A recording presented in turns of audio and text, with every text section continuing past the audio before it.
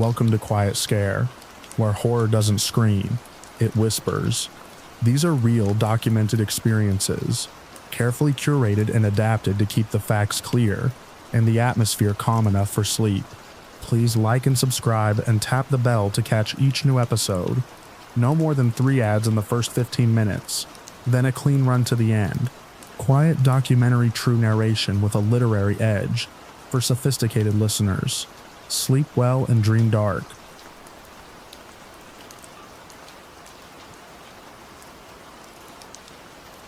I noticed the service elevator because it wasn't on any of the facility maps. I worked late shifts handling inventory transfers in a sprawling commercial complex built beneath an office district.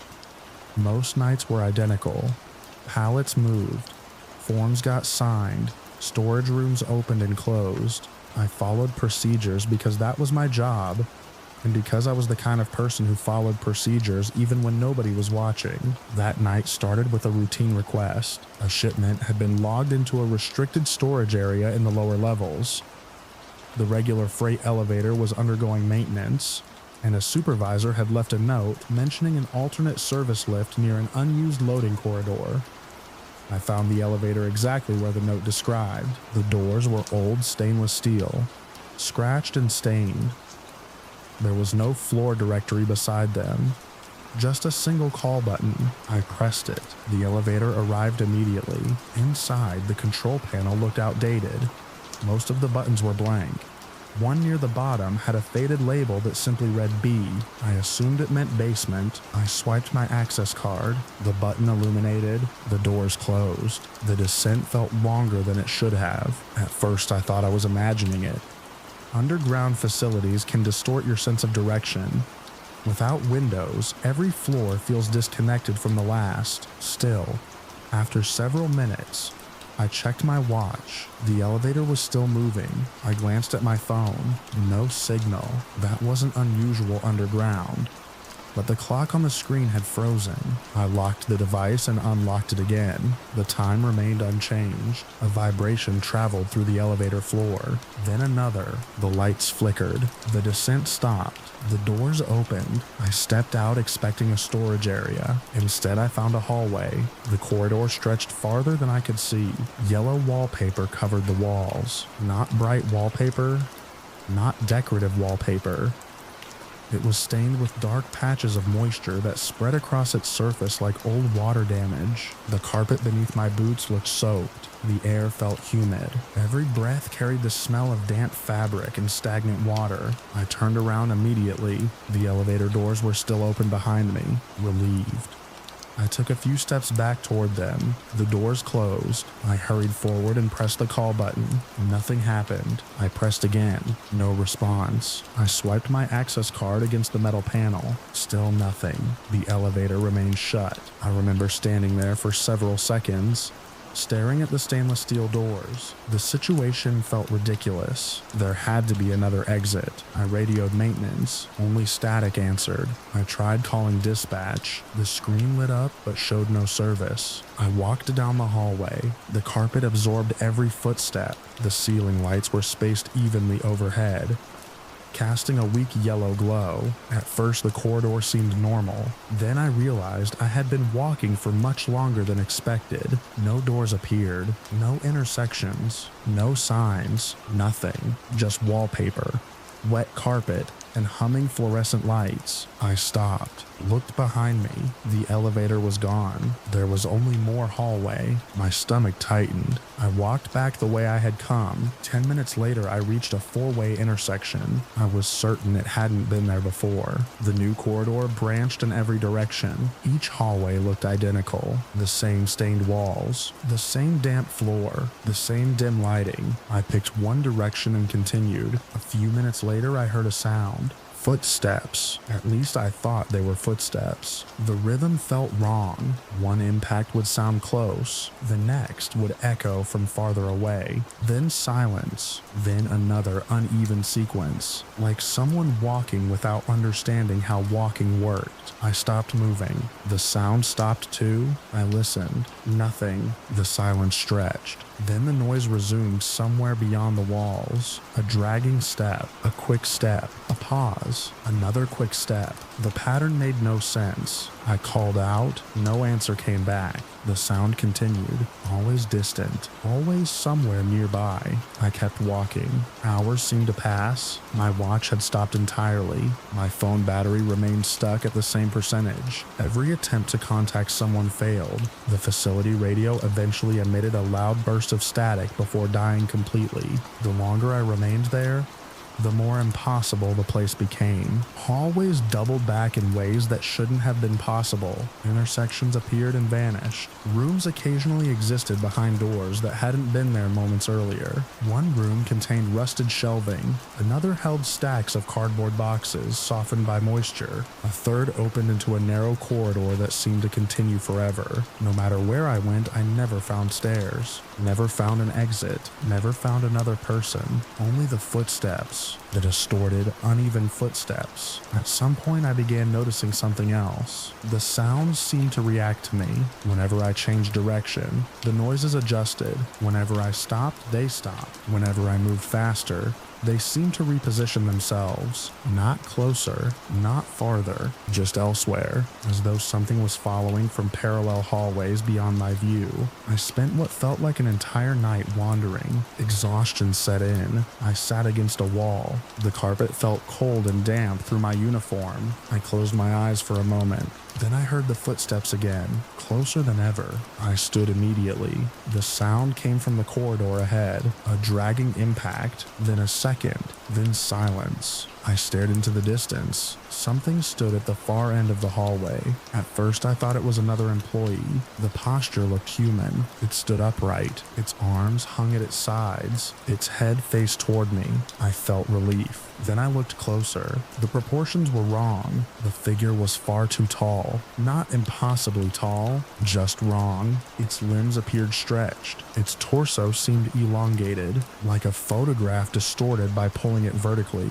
I couldn't make out clothing. I couldn't make out facial features. The thing existed at the edge of visibility, where details refused to settle into focus. I raised a hand. The figure raised its hand. My relief vanished instantly. I lowered my arm. It lowered its arm. The movement matched mine perfectly. For several seconds, neither of us moved. Then I took one step backward. The figure copied me, except it moved forward. The distance between us shrank. I turned and ran. The soaked carpet slid beneath my boots. My breathing echoed through the hallways. Behind me came those impossible footsteps, not matching my pace, not chasing in a normal way. The sounds appeared from different directions simultaneously, ahead, behind, beside me. I reached an intersection and turned sharply. The hallway beyond was empty. For a moment, I thought I had escaped it. Then I saw the figure standing at the far end, waiting. I stopped. It stopped. I backed away. It advanced. The realization hit me all at once. The thing wasn't moving through the hallways. The hallways were placing it where it needed to be. Every path led back to it. Every turn ended with its silhouette somewhere ahead. Time stopped making sense after that. I don't know how long I wandered. Days, weeks, maybe longer. My hunger faded eventually. My exhaustion never fully arrived. The lights never changed. The damp air never shifted. The footsteps never disappeared. Sometimes I would glimpse the figure at the end of a corridor, sometimes around a distant corner, sometimes reflected faintly in dark patches of moisture on the walls, always standing still, always waiting, always copying. I searched endlessly for the elevator. Once I found the exact corridor where I first arrived. The same stained wallpaper, the same damp carpet, the same section of wall, but the elevator doors were gone. Only wallpaper remained. I pressed my hands against it anyway. The wall felt solid, cold, permanent. That was the moment I understood I wasn't lost inside part of the facility anymore. Whatever existed beneath that elevator wasn't connected to the building above. The elevator had simply been the way in, not the way out. I still walk these corridors. The lights still hum overhead. The carpet still squelches beneath my boots. Somewhere beyond the intersections, the uneven footsteps continue their endless approach, and every so often at the end of a hallway that stretches farther than sight should allow, I see my elongated reflection standing perfectly still, waiting for me to look directly at it.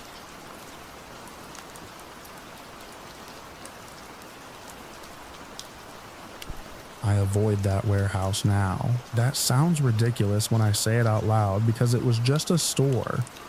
A massive commercial warehouse that had opened on the edge of town.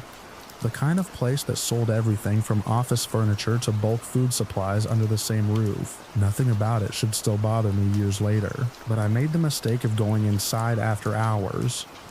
And whatever happened in there permanently changed the way I look at large indoor spaces. At the time, I considered myself a highly organized person. I worked with layouts, logistics, and floor plans every day.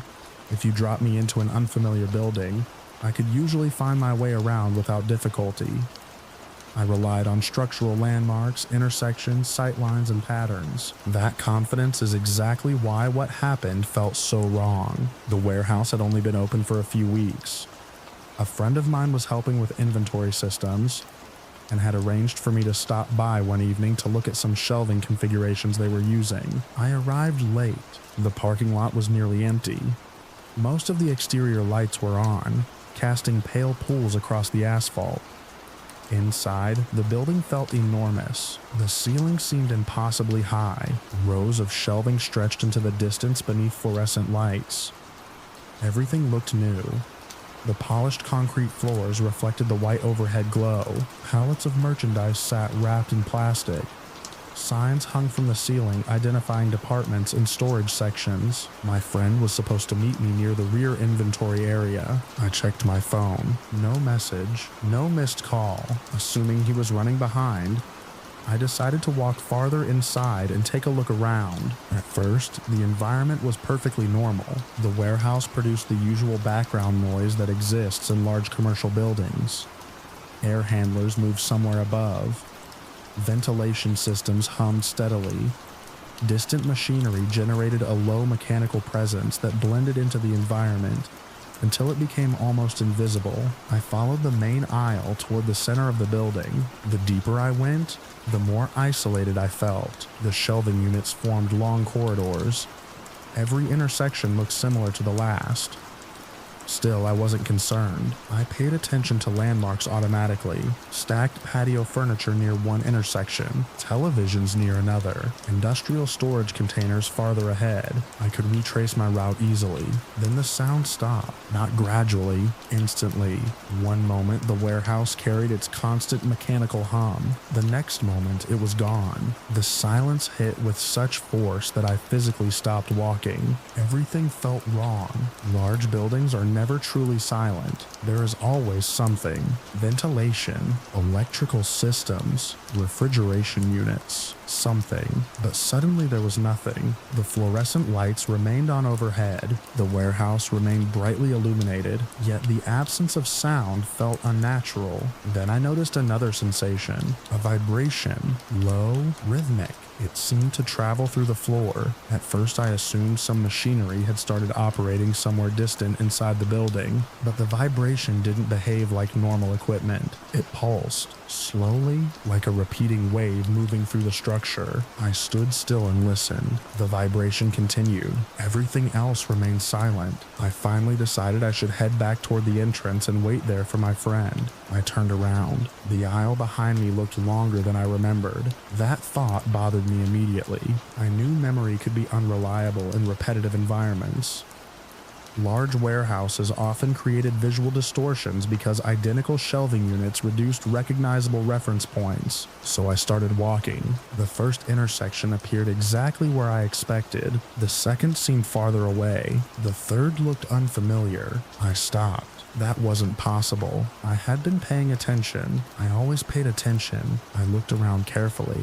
The patio furniture section was gone. The television displays were gone. The industrial storage containers were gone. Instead, identical shelves occupied every direction. The same boxes, the same pallets, the same fluorescent lighting. I pulled out my phone. No signal. That wasn't entirely surprising inside a steel structure. Still, it added to my discomfort. I continued toward what I believed was the front of the building. Several minutes later, I saw an illuminated exit sign hanging above a cross aisle. Relieved, I headed toward it. The sign pointed left. I followed. The corridor ended in a storage bay, a dead end. I frowned. Warehouses often had service areas beyond visible shelving.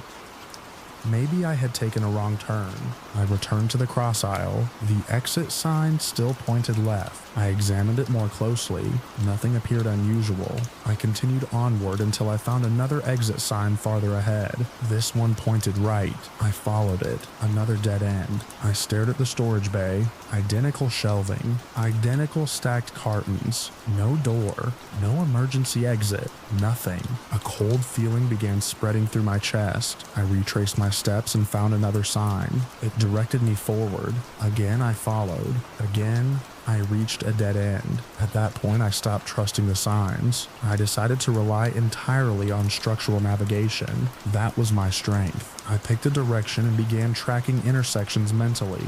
Left, straight, right, straight, another right. I should have reached a different section entirely. Instead, I emerged beside the same dead-end storage bay. I recognized a torn shipping label hanging from a carton. The exact same label. I approached it. The rip in the paper matched perfectly. I touched it just to make sure. Same box, same location. I backed away slowly. The vibration beneath the floor continued, steady, rhythmic. The warehouse remained silent otherwise. My sense of direction began unraveling. Every aisle appeared identical. Every intersection repeated itself. The fluorescent lights never flickered. Nothing visibly changed, yet every route led back to the same locations. Time started feeling strange. I would walk for what seemed like 15 minutes and arrive somewhere familiar, then glance at my watch and discover only a few minutes had passed. Other times it felt like moments had gone by. Yet far more time had elapsed. I began moving faster. I stopped trying to understand what was happening. My goal became simple. Find an exterior wall. Any exterior wall. If I reached a wall, I could follow it until I found an exit. That logic felt solid, concrete, reliable. I chose one direction and walked continuously. The shelves extended farther than seemed possible. The aisles never ended. The vibration grew slightly stronger. Then I noticed the shadow. At first I thought it belonged to a shelving unit. The fluorescent lights cast countless shadows throughout the warehouse. There was nothing unusual about that, but something caught my attention. The shape was moving. Slowly, I stopped walking. The shadow continued extending across the floor. There was no object creating it. I looked around carefully. Nothing stood between the light source and the floor. No forklift, no pallet, no person. Yet a dark shape stretched outward. The edge lengthened several inches, then several more. I stared at it. The movement was unmistakable. The shadow was growing toward me. I stepped backward. The shape continued advancing. Not quickly, not dramatically, just steadily, like liquid spreading across concrete. I turned away and walked faster. After several intersections, I looked back. The shadow was gone. I exhaled. Maybe exhaustion was affecting me. Maybe stress and disorientation were distorting my perception. That explanation felt reasonable. For almost a minute, then I noticed another shadow ahead. This one extended from beneath an empty section of shelving. There was nothing underneath. No object, no obstruction, just darkness reaching outward. I stopped again. The shape stretched farther, a few inches, then more. The rhythmic vibration pulsed through the floor beneath my shoes. For the first time that night, genuine fear took hold. I began moving quickly through the aisles. Not running, not yet, but close. The warehouse felt different now, less like a building, more like something pretending to be one. Every intersection looked staged. Every sign felt deceptive. Every row of shelving appeared arranged to keep me moving without ever reaching an edge. The shadows appeared more frequently, sometimes behind me, sometimes ahead, always extending, always reaching, never attached to anything I could identify. I abandoned every navigation strategy I knew. No landmarks worked. No directional logic worked. No signs worked. I simply searched, desperately. The vibration grew stronger. The silence pressed against my ears. Then, without warning, I saw glass Far ahead, a set of front entrance doors. Real doors. I froze. I wasn't certain they were real. Everything else had betrayed me, but they looked different. They looked normal. Beyond them, I could see darkness outside. The parking lot. I started moving, then running. The doors remained visible. For the first time all night, they didn't disappear. The shadows stretched along the floor behind me. I never looked directly at them again. I ran straight toward the entrance. The vibration intensified. The fluorescent light seemed brighter. The warehouse felt impossibly vast around me. I reached the doors, pushed through them, and stumbled into the cool night air. The mechanical hum returned instantly. Ventilation systems, electrical equipment, normal building sounds. I collapsed onto the curb and sat there for several minutes trying to understand what had happened. My phone suddenly showed signal again. Several hours had passed, far more than I thought. My friend later insisted he had waited near the front for almost 30 minutes before assuming I wasn't coming. According to him, nobody else had been inside. I never found an explanation. Maybe I became disoriented in a repetitive environment. Maybe stress distorted my perception. Maybe there was some perfectly ordinary reason for everything. I held on to those possibilities for a long time, but I still remember the exit signs leading nowhere. I still remember finding the same dead-end storage bay over and over. Most of all, I remember those shadows slowly stretching across the floor. From sources that did not exist, the warehouse is still operating today. People shop there every day without incident. I've been invited back several times. I have never gone. Now, whenever I enter a large commercial building, I immediately locate the nearest exit and stay aware of it. And whenever I hear the constant background hum of ventilation systems, I feel relieved, because if that sound suddenly stopped, and the silence that followed felt anything like the silence I experienced that night, I know exactly what I would do. I would leave before the shadow started moving.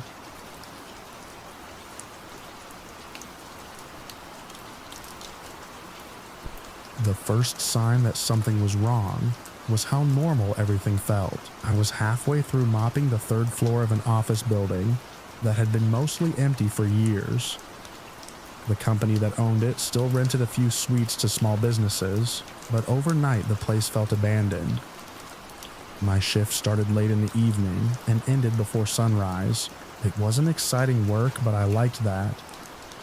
I have always preferred jobs that stay predictable. The building sat on the edge of a business park, surrounded by other concrete boxes with dark windows. At night, the only sounds came from the ventilation system and the occasional hum of traffic from a distant highway. I had been working there for less than a week. The cleaning company was short-staffed and needed someone willing to cover overnight shifts. The pay was decent. The instructions were simple. Empty trash cans, vacuum carpets, clean bathrooms, lock up anything left open. Nothing unusual. That night, a light rain tapped softly against the windows, while fluorescent fixtures buzzed overhead. Most of the building had already been cleaned. I was making my way through a section of offices on the 4th floor when I noticed a door I didn't remember seeing before. At first, I assumed I had simply overlooked it. The building was full of identical hallways and identical doors. After several nights walking those corridors, they all started blending together. The door sat at the end of a short side hallway. No sign, no suite number, just a plain gray metal door with a silver handle. I pushed my cleaning cart closer and checked the schedule on my phone. Nothing listed for that area. The building map I'd been given didn't show any office behind it either. My first thought was that it led to maintenance access. Still, it was unlocked. Part of my job was checking unsecured areas, so I opened it. The moment it swung inward, I stopped. I expected a storage room. Instead, I found a massive open office floor. Rows of unfinished concrete stretched away into the distance. Exposed support columns stood beneath a ceiling covered with fluorescent lights. The lights continued so far that they faded into a pale haze. I stood in the doorway for several seconds trying to understand what I was seeing. The building wasn't that large. I had walked around the exterior many times while taking breaks. The entire 4th floor couldn't possibly contain a space this size, even if every interior wall were removed. It wouldn't come close. I stepped through the doorway. My shoes echoed against the concrete. The air felt cooler inside. Not cold, just slightly different. The fluorescent lights overhead gave everything a flat, colorless appearance. There was no furniture, no offices, no equipment, just endless empty floor. I looked back at the doorway. The hallway behind me appeared completely normal. I considered the possibility that I had somehow discovered a section of the building undergoing renovation.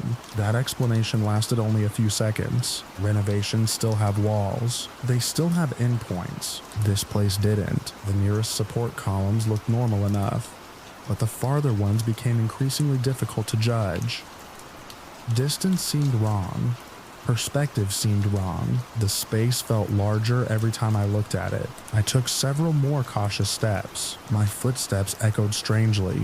The sound didn't return the way it should have. Instead of bouncing back from distant walls, it simply faded, as if there were no walls to hit. I stopped moving. That was when I noticed the phone. It sat alone in the center of the floor. At least it appeared to be the center. A single desk phone resting on top of a small office desk. Nothing else. Just a phone. The sight of it bothered me immediately. Not because it was frightening, because it made no sense. An empty space that shouldn't exist. One desk. One phone. No wires visible. No nearby outlets. No chairs. No computers. No reason for it to be there. I stared at it for a long time. Then the phone rang. The sound cut through the silence so sharply that I physically flinched. The ring echoed across the open space. Once, then again, then again. The sound seemed unnaturally clear, as though the phone were standing directly beside me instead of far away. I remained completely still. The phone continued ringing. Every practical instinct I had immediately focused on one question. Why answer it? I wasn't curious. I wasn't brave. I wasn't interested in finding out who might be calling. People often imagine fear as something that pushes you forward. In my experience, real fear usually does the opposite. It tells you to leave. The ringing continued. Steady, patient, waiting. I noticed something then. The sound never changed. No matter how long it rang, it remained exactly the same volume, exactly the same distance. The phone could have been 20 feet away. It could have been half a mile away. I couldn't tell. The realization settled heavily in my stomach. The room wasn't merely larger than it should have been. I wasn't sure the room was behaving like a room at all. The phone rang again. I took one step backward, then another. The ringing continued. I reached the doorway. The phone rang. I grabbed the handle. The phone rang. I pulled the door shut. The ringing stopped instantly. Not faded, not muffled. Stopped. The sudden silence felt almost as strange as the sound itself. I stood there with one hand still gripping the handle. My heart was pounding. The hallway around me looked painfully ordinary. Carpet, white walls, drop ceiling, emergency exit signs. Everything exactly where it should be. I locked the door. Then I tested the handle twice to make sure. After that, I walked away. I didn't run. Running would have required panic. What I felt was something else, a very clear understanding that whatever existed behind that door was not my problem. I finished none of the remaining cleaning tasks. I returned my cart to the supply room. I gathered my things. I left the building. Once I reached my car, I sat in the driver's seat for several minutes, staring at the entrance. Rain streaked across the windshield. Nothing unusual happened. No lights flickered. No shadows moved behind the windows. The building simply stood there, normal, silent, waiting. Eventually, I unlocked my phone. I opened a message to my supervisor. I apologized for the short notice. I explained that I was resigning effective immediately. I claimed a family emergency required me to leave. The explanation was easier than the truth. A minute later, I pressed send. The supervisor replied several hours later after I was already home. The response was brief. They accepted the resignation and thanked me for my time. That should have been the end of it. For the most part, it was. Months passed, then years. I found other work. Life moved on. I never returned to that building. I never tried to investigate what I had seen. I never searched property records or construction plans. I never contacted former employees. Some things aren't mysteries that need solving. Sometimes avoiding an answer is the smartest decision available. A few years later, while driving through that area for an unrelated job, I passed the business park again. The office building was still there. Same windows, same concrete walls, same parking lot. For a moment I considered stopping, not to go inside, just to look. Then I noticed something. One of the upper floor windows glowed faintly with fluorescent light. It was the middle of the afternoon. The building appeared mostly vacant, yet a single section remained illuminated. Maybe there was a perfectly ordinary explanation. Maybe maintenance workers were inside. Maybe tenants still occupied part of the structure. I kept driving. I never looked back. Because after all these years, the detail I remember most clearly isn't the impossible size of that room. It isn't the endless concrete floor.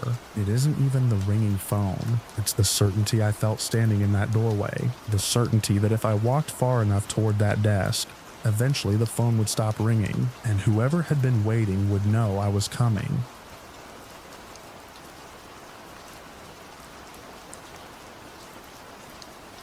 I pulled into the old neighborhood just as the last of the daylight was draining from the sky. The visit hadn't been planned. I had been driving home from a nearby errand when I passed the street where I grew up, and a sudden wave of nostalgia convinced me to take a detour. The community park sat exactly where it always had, tucked between rows of quiet suburban houses. I hadn't been there in years. As a kid, I spent countless afternoons running across its grass, scraping my knees on its gravel paths, and wasting entire summers on its playground equipment. At least, that was how I remembered it. The parking area was empty when I arrived. No children, no parents, no dog walkers making evening laps around the path. The neighborhood itself seemed unusually quiet, even with twilight settling over everything.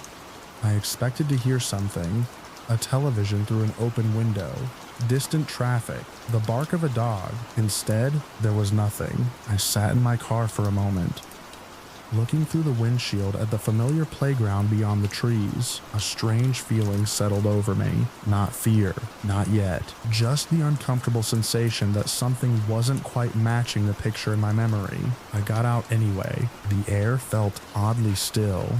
Not calm, still. The kind of stillness that makes you aware of your own breathing. The park wasn't large. I knew every corner of it from childhood. There was the walking path looping around the perimeter, the small basketball court, the cluster of trees near the back fence, the playground positioned roughly in the center. I started toward it. As I walked, I kept trying to identify what felt wrong. The equipment looked different somehow. At first, I assumed it had been renovated. That would have made sense. Years had passed since I'd been there, but the closer I got, the less that explanation worked. The playground seemed bigger, not just newer, bigger. I stopped beside the path and stared. The slide should have been about 10 feet tall. I remembered climbing it hundreds of times. Now it rose far above that. Its ladder stretched upward into the darkening branches overhead. For several seconds, I simply stood there, trying to process what I was seeing. The structure wasn't merely tall, it was impossibly tall. The ladder continued upward through the tree canopy, disappearing among leaves and shadows. I blinked hard, looked away, looked back. It was still there. A chill crawled across my shoulders. I told myself it had to be a trick of perspective. Twilight can distort depth. Shadows can merge shapes together. Maybe the equipment had been expanded and the fading light was making it appear larger than it really was. The explanation sounded reasonable. The problem was that it didn't fit what I was seeing. The farther I looked, the worse it became. The monkey bars extended far beyond their original length. The climbing structures twisted upward in directions that made no architectural sense. Platforms connected at impossible angles. Slides wound through branches like giant metal vines. It looked less like a playground and more like someone had taken the memory of a playground and stretched it beyond recognition. I found myself remembering exactly where everything used to be. The short red slide, the small bridge, the 2 swing sets. Every familiar detail made the differences more disturbing. If I had never been there before, I might have accepted it as an unusual design, but I knew this place. I knew it wasn't supposed to look like this. The realization made my stomach tighten. I took a few cautious steps forward. The shadows beneath the equipment seemed unusually deep. Twilight had thickened into that brief period where colors began disappearing from the world. The sky still held a fading blue glow, but beneath the trees everything looked dark and flat. I stopped near the edge of the playground. The dead air hadn't changed. Not a leaf moved. The trees stood completely motionless. The grass remained still. Even the smallest branches showed no sign of wind. That's when I noticed the swings. There were 2 swing sets, the same ones I remembered. At first I thought children must have been playing there recently because the seats were moving. Then I looked closer. The swings weren't gently swaying. They were moving violently. Every seat surged forward and backward at exactly the same time. The chains stretched tight. The seats rose high, then reversed direction together, perfectly synchronized. I froze. The movement wasn't natural. Not because swings can't move on their own, because they were moving too precisely. Each swing matched the others exactly. No variation, no drifting, no random differences. Forward, backward, forward, backward. All together, the metal chains rattled softly. The sound carried through the silent park. I looked immediately toward the trees. Nothing moved. I checked the grass. Nothing. The air against my face remained completely still. There wasn't even enough wind to stir my shirt. Yet the swings continued. Faster now. Higher. The seats blurred slightly as they reached the peak of each arc. A knot formed in my chest. I searched desperately for an explanation. Maybe some mechanical system had been installed. Maybe maintenance equipment. Maybe something hidden beneath the structure. But the idea fell apart the moment it entered my head. There was no reason for any of that to exist. And even if there were, it wouldn't explain the rest of the playground. The impossible ladders. The endless slides. The distorted geometry. The overwhelming sense that the entire place had become wrong. The swing slammed forward again. The chain snapped taut with a metallic crack. I flinched. The sound echoed through the stillness. Then something occurred to me. The playground wasn't making much noise. It should have been. Metal structures moving that violently should have produced a constant racket. Instead, the sound seemed strangely muted, as though the swings existed behind some invisible barrier. The realization made my skin crawl. I took a step backward, then another. The swings continued their synchronized motion. Forward, backward, forward, backward. I couldn't shake the feeling that they weren't being moved by anything. Not wind, not machinery, not people, just motion without a cause. The kind of thing your brain rejects immediately because it has nowhere to file the information. My pulse was beginning to race. The nostalgia that had brought me there only minutes earlier was completely gone. In its place was a growing certainty that I shouldn't be standing there. The park felt hostile, not openly threatening, just wrong in a way that triggered every instinct telling me to leave. I backed farther away. My eyes never left the swings. The playground seemed larger than before. I know how ridiculous that sounds, but it genuinely felt as though the structures were occupying more space with each passing second. The ladders appeared taller. The slides seemed to disappear deeper into the trees. Dark shapes formed where I didn't remember shadows existing moments earlier. The entire area felt stretched, expanded, like a photograph being pulled apart. The swings suddenly reached their highest point yet. The seats rose so far that for an instant the chains looked almost horizontal. Then they reversed direction. Altogether, the synchronized motion broke something inside my ability to rationalize what I was seeing.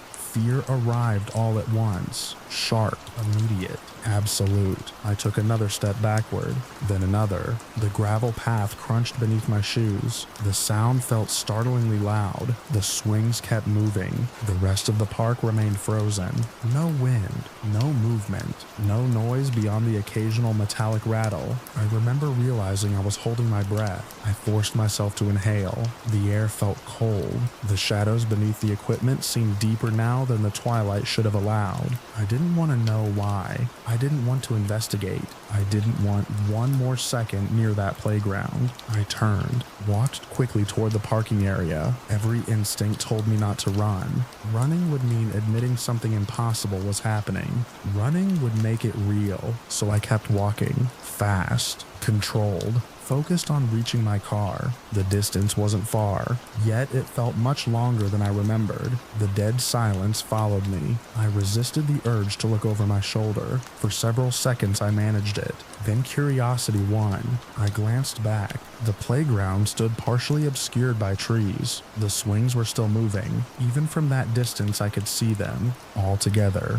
Forward, backward, forward, backward. My control disappeared. I broke into a run. The sound of my footsteps echoed across the empty parking area. I reached my car, yanked open the driver's door, and climbed inside. The locks clicked down immediately. My hands were shaking. For a moment I just sat there breathing hard. Then I looked toward the playground one final time. The structures were visible between the trees, dark against the fading sky. The swings still moved, violently, relentlessly, perfectly synchronized. I started the engine and pulled away. The park vanished behind houses and intersections within seconds. By the time I reached the main road, streetlights had begun turning on throughout the neighborhood. Everything looked normal again. Ordinary. Safe. I told myself there had to be an explanation. Some trick of light. Some misunderstanding. Some detail I'd failed to notice. But even now, years later, I can't reconcile what I saw with any explanation that makes sense. The memory stays with me because of how familiar the place was. If it had happened somewhere unknown, I could dismiss it. Instead, it happened in a park I knew better than almost anywhere else. A place tied to childhood summers and simple memories. That's what unsettles me most. Not the impossible ladders, not the endless slides, not even the swings moving without wind. It's the certainty that for a few minutes at twilight, I stood in a place that looked exactly like my childhood park and nothing like it at all.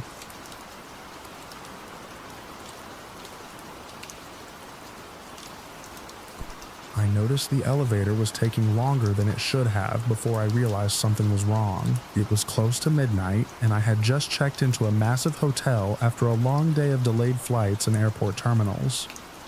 The place was one of those sprawling conference hotels with multiple wings branching off from a central atrium. Everything looked polished and modern in the lobby, but the building itself felt older underneath the renovations. Even while checking in, I had gotten turned around twice trying to find the right bank of elevators. By the time I finally made it back upstairs with a takeout bag in one hand and my room key in the other, I was exhausted. The elevator started normally. I pressed the button for my floor, leaned against the wall, and watched the numbers climb.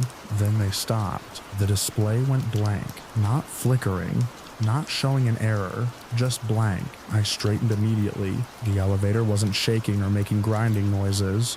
It felt perfectly smooth. In fact, it continued moving upward for several seconds after the display died. I remember thinking that maybe there had been a power fluctuation affecting only the screen.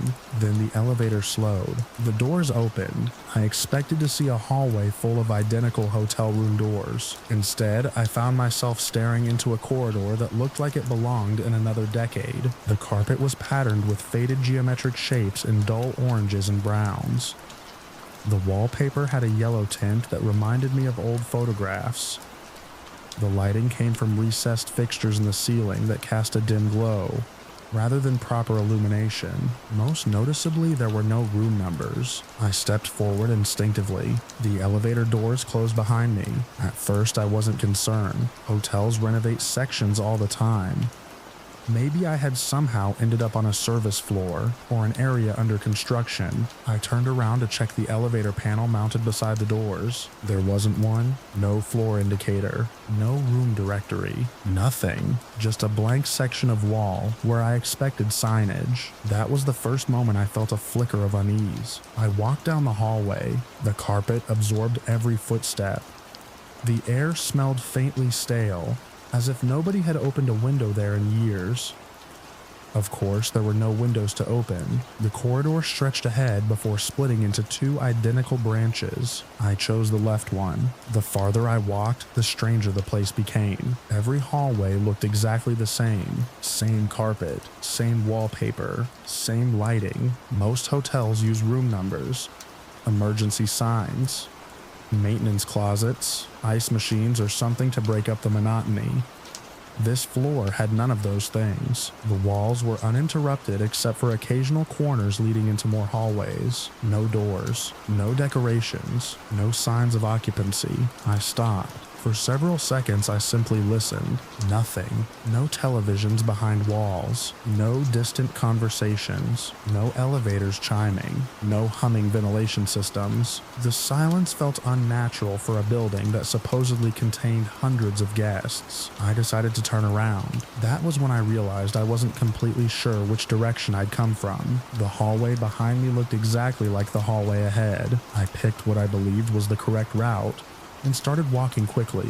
Within a minute, I reached another intersection, then another, then another. Every turn revealed more of the same endless carpeted maze. The practical part of my brain tried to explain it. Fatigue, disorientation, poor architectural design. Maybe the floor had been part of an abandoned expansion project. Maybe I had accidentally wandered into an unfinished conference level, but those explanations became harder to maintain as the minutes passed. I should have found something. A staircase, a maintenance door, an exit sign, anything. Instead, I kept encountering the same repeating geometry, the same corners, the same stretches of wall, the same dim lights overhead.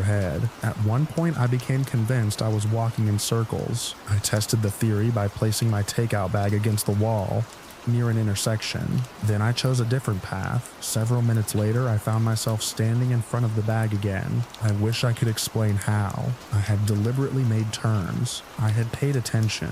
Yet there it was, exactly where I had left it. The sight made my stomach tighten. I grabbed the bag and headed back the way I thought the elevator had been. This time I moved faster. The hallways seemed longer now. Corners appeared farther apart than before. The lighting felt dimmer. The silence pressed harder against my ears. Then I noticed the shadow.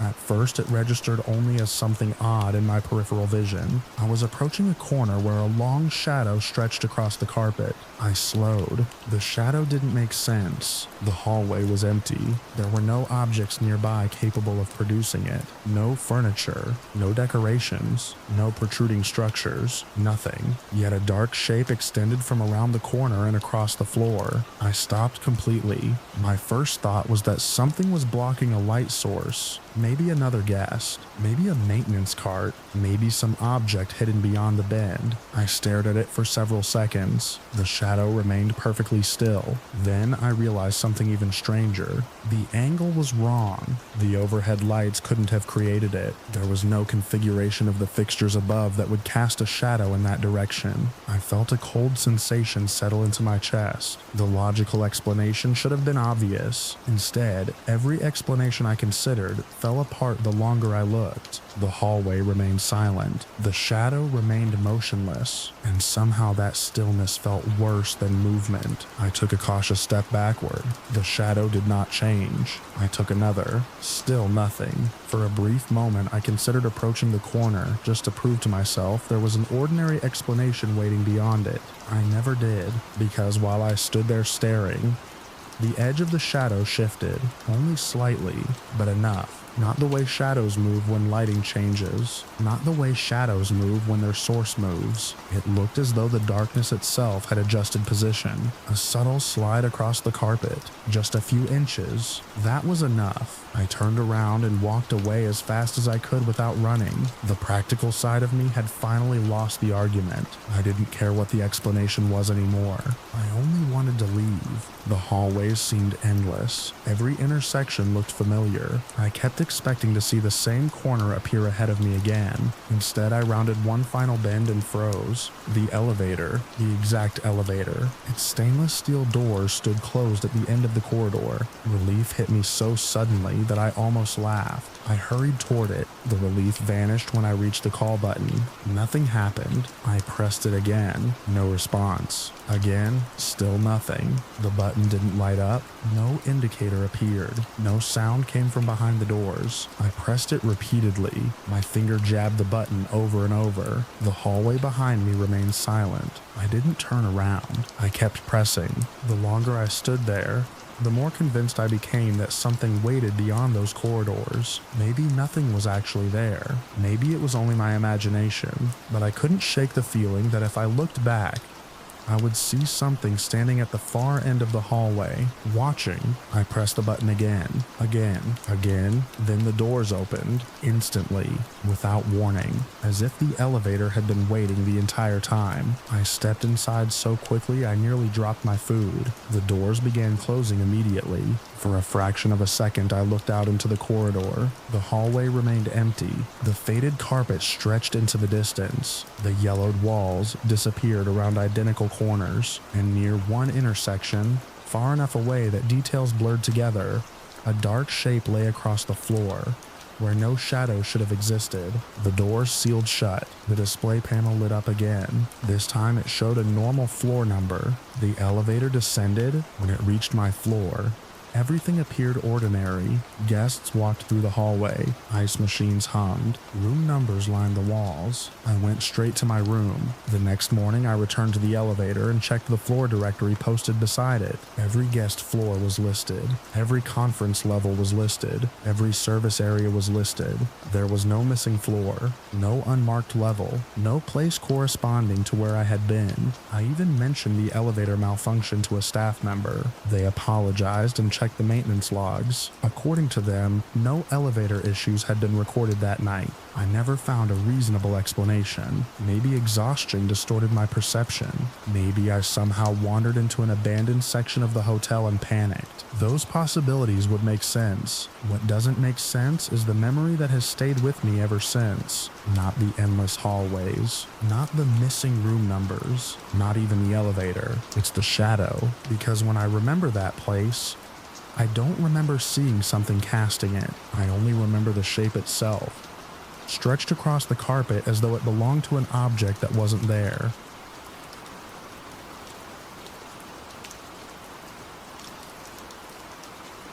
I noticed it the second I came up the station stairs, not because anything looked wrong at first glance, but because nothing moved. The city should have been alive. It was just after noon on an overcast weekday. The downtown district was normally packed with office workers, delivery vans, buses, cyclists, and tourists, drifting between storefronts. I exited the transit station expecting the usual wall of noise and motion. Instead, I stepped into silence. Not complete silence. There was still the distant hum of something electrical, the faint whistle of wind slipping between buildings. But there were no engines, no conversations, no footsteps. The street in front of me was empty. I stopped halfway up the final stair and looked both directions. No cars, not even parked ones. The traffic lights cycled through their patterns above a completely vacant intersection. I stood there for several seconds waiting for my brain to catch up. My first thought was that some emergency had happened nearby.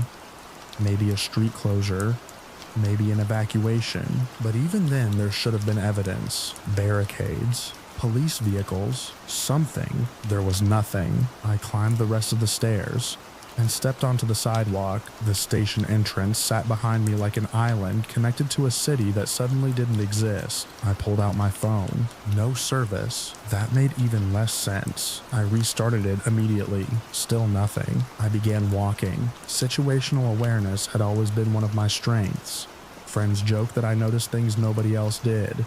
I was the person who spotted exits, remembered landmarks, and caught small details when something felt off. At that moment, every instinct I had was telling me something was very wrong. The storefronts looked normal. The streetlights looked normal. The office towers surrounding me looked normal. Yet the absence of people created a pressure in my chest, that grew heavier with every block. I crossed an intersection without checking for traffic because there wasn't any. The pedestrian signals continued their routine. Walk.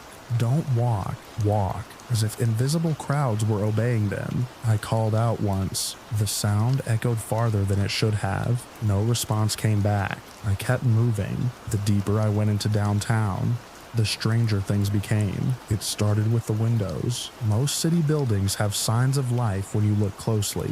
Reflections, interior lights, furniture, tiny movements behind glass. These windows felt empty. Some reflected the gray sky. Others looked almost painted. I stopped outside a large office building and stared upward. The rows of windows repeated perfectly. Too perfectly. Entire sections seemed duplicated. My stomach tightened. I walked closer. The building wasn't wrong exactly. It was more like it lacked detail. Like someone had built the idea of an office tower without bothering to finish it. I backed away. The feeling reminded me of unfinished digital environments I'd seen in video game development videos. Structures existed. Shapes existed. But finer details weren't there. The longer I looked, the more obvious it became. A restaurant patio had tables but no menus. A newspaper stand held blank papers. Store signs contained letters that looked correct until I focused on them. Then they seemed slightly distorted. Not misspelled. Not damaged. Just incomplete. I turned slowly in a circle. The entire city suddenly felt like a stage set. My heart began hammering. I told myself there had to be an explanation. Maybe I was sick. Maybe I was experiencing some kind of neurological event. A panic attack. A seizure. Anything. But my thoughts felt clear. The environment was what felt wrong. I continued walking, because standing still felt worse. Every block revealed more inconsistencies. Building corners appeared strangely flat. Decorative features vanished when viewed from certain angles. One skyscraper seemed detailed near its base but became oddly featureless higher up. I blinked repeatedly. The effect remained. I reached another intersection and looked down a long avenue stretching toward the horizon. That was when real fear finally arrived. The city didn't seem to extend naturally anymore. The farther away the buildings were, the less real they looked. Their edges softened. Details disappeared. Entire blocks resembled cardboard silhouettes placed against a gray background, like scenery, like a rough draft. The realization hit me so hard I physically staggered backward. I knew what cities looked like. I knew perspective. This wasn't perspective. The place around me felt unfinished, as though I had somehow wandered into a copy of reality that had only been partially completed. I began walking faster, then faster still. I wanted people. I wanted traffic. I wanted any sign of normal life. Every street remained empty. Every intersection remained vacant. The overcast sky above seemed lower than before. The air felt still, sterile, artificial. I checked my phone again. Nothing. The screen briefly flickered, then returned to normal. My pulse was racing now. I turned around, trying to orient myself toward the station. Fortunately, I remembered the route. Environmental logic, landmarks, street layout, those things still made sense even if everything else didn't. I started back. The city seemed different on the return trip. Not physically different, just more obviously wrong. The illusion had cracked. Now I couldn't stop seeing it. A row of trees appeared nearly identical, the same branching patterns, the same shape, the same height. A line of parked bicycles existed outside a building. But when I approached, they weren't bicycles at all, just vague forms resembling bicycles. My throat tightened. I looked away immediately. Then came the sound. At first it was so distant I thought it was thunder, a low vibration somewhere above the clouds. I stopped walking. The sound continued, grinding, mechanical, immense. The closest comparison I can give is the noise of gigantic metal gears turning under strain, except it wasn't coming from the ground. It was coming from the sky. The vibration deepened. The air itself seemed to tremble. I looked upward. The cloud cover remained solid and gray. Nothing was visible. The sound grew louder, grinding, turning, dragging, as if something enormous was moving beyond sight. Every instinct I possessed screamed at me to get out. Not investigate, not observe, run. I broke into a sprint. The station entrance was several blocks away. The grinding noise followed overhead. Each rotation sounded closer than the last. I risked another glance upward. The clouds appeared unchanged. Yet for a fraction of a second I had the overwhelming sensation that something was directly above me. Something massive. Something moving. The feeling was so strong that my legs nearly gave out. I ran harder. The city around me seemed to flatten further. Buildings lost depth. Shadows looked wrong. Entire sections of street felt less real. With every passing second, the grinding noise became deafening. I reached the block containing the transit station. The entrance stood exactly where I remembered, a concrete stairwell descending underground, the only thing in the city that still felt solid. I ran toward it. The sound overhead reached a terrifying volume. Not a roar, not an explosion, a sustained mechanical grinding that felt impossible to describe. I hit the first stair, then the second, then I ducked beneath the station entrance structure. The change happened instantly. No transition, no fade. One moment I was alone in a dead city. The next moment horns blared from traffic outside. Voices echoed across the sidewalk. Engines rumbled. Footsteps approached from every direction. I froze on the stairs. People moved around me. A man brushed past carrying a coffee. A woman climbed towards street level while looking at her phone. Two teenagers laughed as they descended into the station. Everything was normal, completely normal. The sudden noise was overwhelming after the silence. I stood there staring upward. Cars moved through the intersection. Pedestrians crowded the sidewalks. Buses stopped and started. The city had returned. Or maybe it had never left. I walked back outside carefully. The buildings looked real again, detailed, occupied, alive. My phone immediately regained service. Messages poured in. Notifications appeared. Nothing suggested anything unusual had happened. I checked the time. Less than an hour had passed. For several minutes I remained near the station entrance, trying to convince myself I'd experienced some kind of medical episode, maybe stress, maybe exhaustion, maybe something I still can't explain, but one detail has never sat right with me. Before leaving, I looked up one last time at the overcast sky. The clouds appeared perfectly ordinary, yet near the center of the cloud layer, directly above downtown, there was a faint straight line stretching across the grayness. Not a contrail, not a break in the clouds, just a thin mark that looked strangely mechanical. It was gone when I blinked. I still use that station occasionally. The city is always crowded. The streets are always busy. Nothing unusual has ever happened again. But whenever I reach the top of those stairs, I pause for a second before stepping outside, because part of me is afraid I'll emerge into that empty version of the city again and hear those impossible gears turning somewhere above the clouds.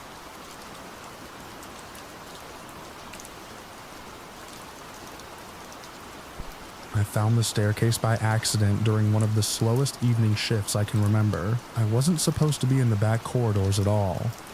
I was a customer, killing time while waiting for a friend who worked at a massive furniture and home goods store on the edge of town. The place was so large that wandering through it felt like walking through a small city. Showrooms stretched in every direction. Bright signs hung from the ceiling. Every section blended into the next. After nearly an hour of drifting around, my boredom started getting the better of me. I cut through an employee-only hallway I found near the warehouse entrance. Nobody stopped me. Nobody even seemed to notice. The corridor was plain concrete, lit by buzzing fluorescent tubes that looked older than the building itself. At the far end was a maintenance door. It was already cracked open. I remember pausing for a second, expecting to hear voices or see a worker step out. Instead, there was only silence. That should have been enough reason to turn around. Instead, curiosity won. I slipped through the doorway. The room beyond was narrow and dusty. Pipes ran along the ceiling. Electrical panels lined one wall. Nothing looked particularly strange until I noticed the staircase. It descended into darkness, not dimness, darkness. The lights from the maintenance room seemed to stop halfway down the steps, swallowed by a blackness that looked almost solid. I stood there debating whether I should leave. The sensible part of my brain told me the stairs probably led to storage or some unfinished basement area. The bored part of my brain wanted to know. I took out my phone and switched on the flashlight. The beam revealed concrete steps continuing downward farther than I expected. I started descending. The air changed immediately. The store above had been warm and dry. Down there, the temperature dropped enough that I could feel it through my shirt.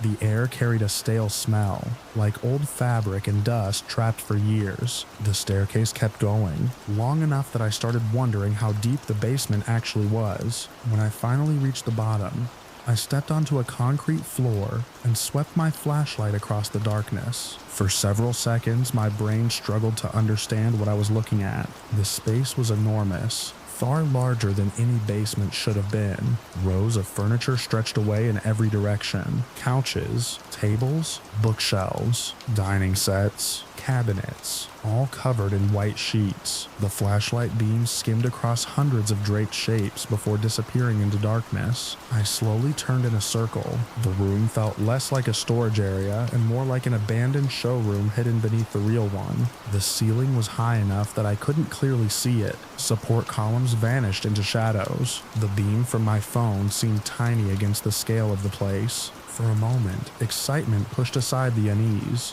Finding hidden spaces has always fascinated me. There was something surreal about standing in a forgotten section of a building that thousands of people walked above every day without knowing it existed.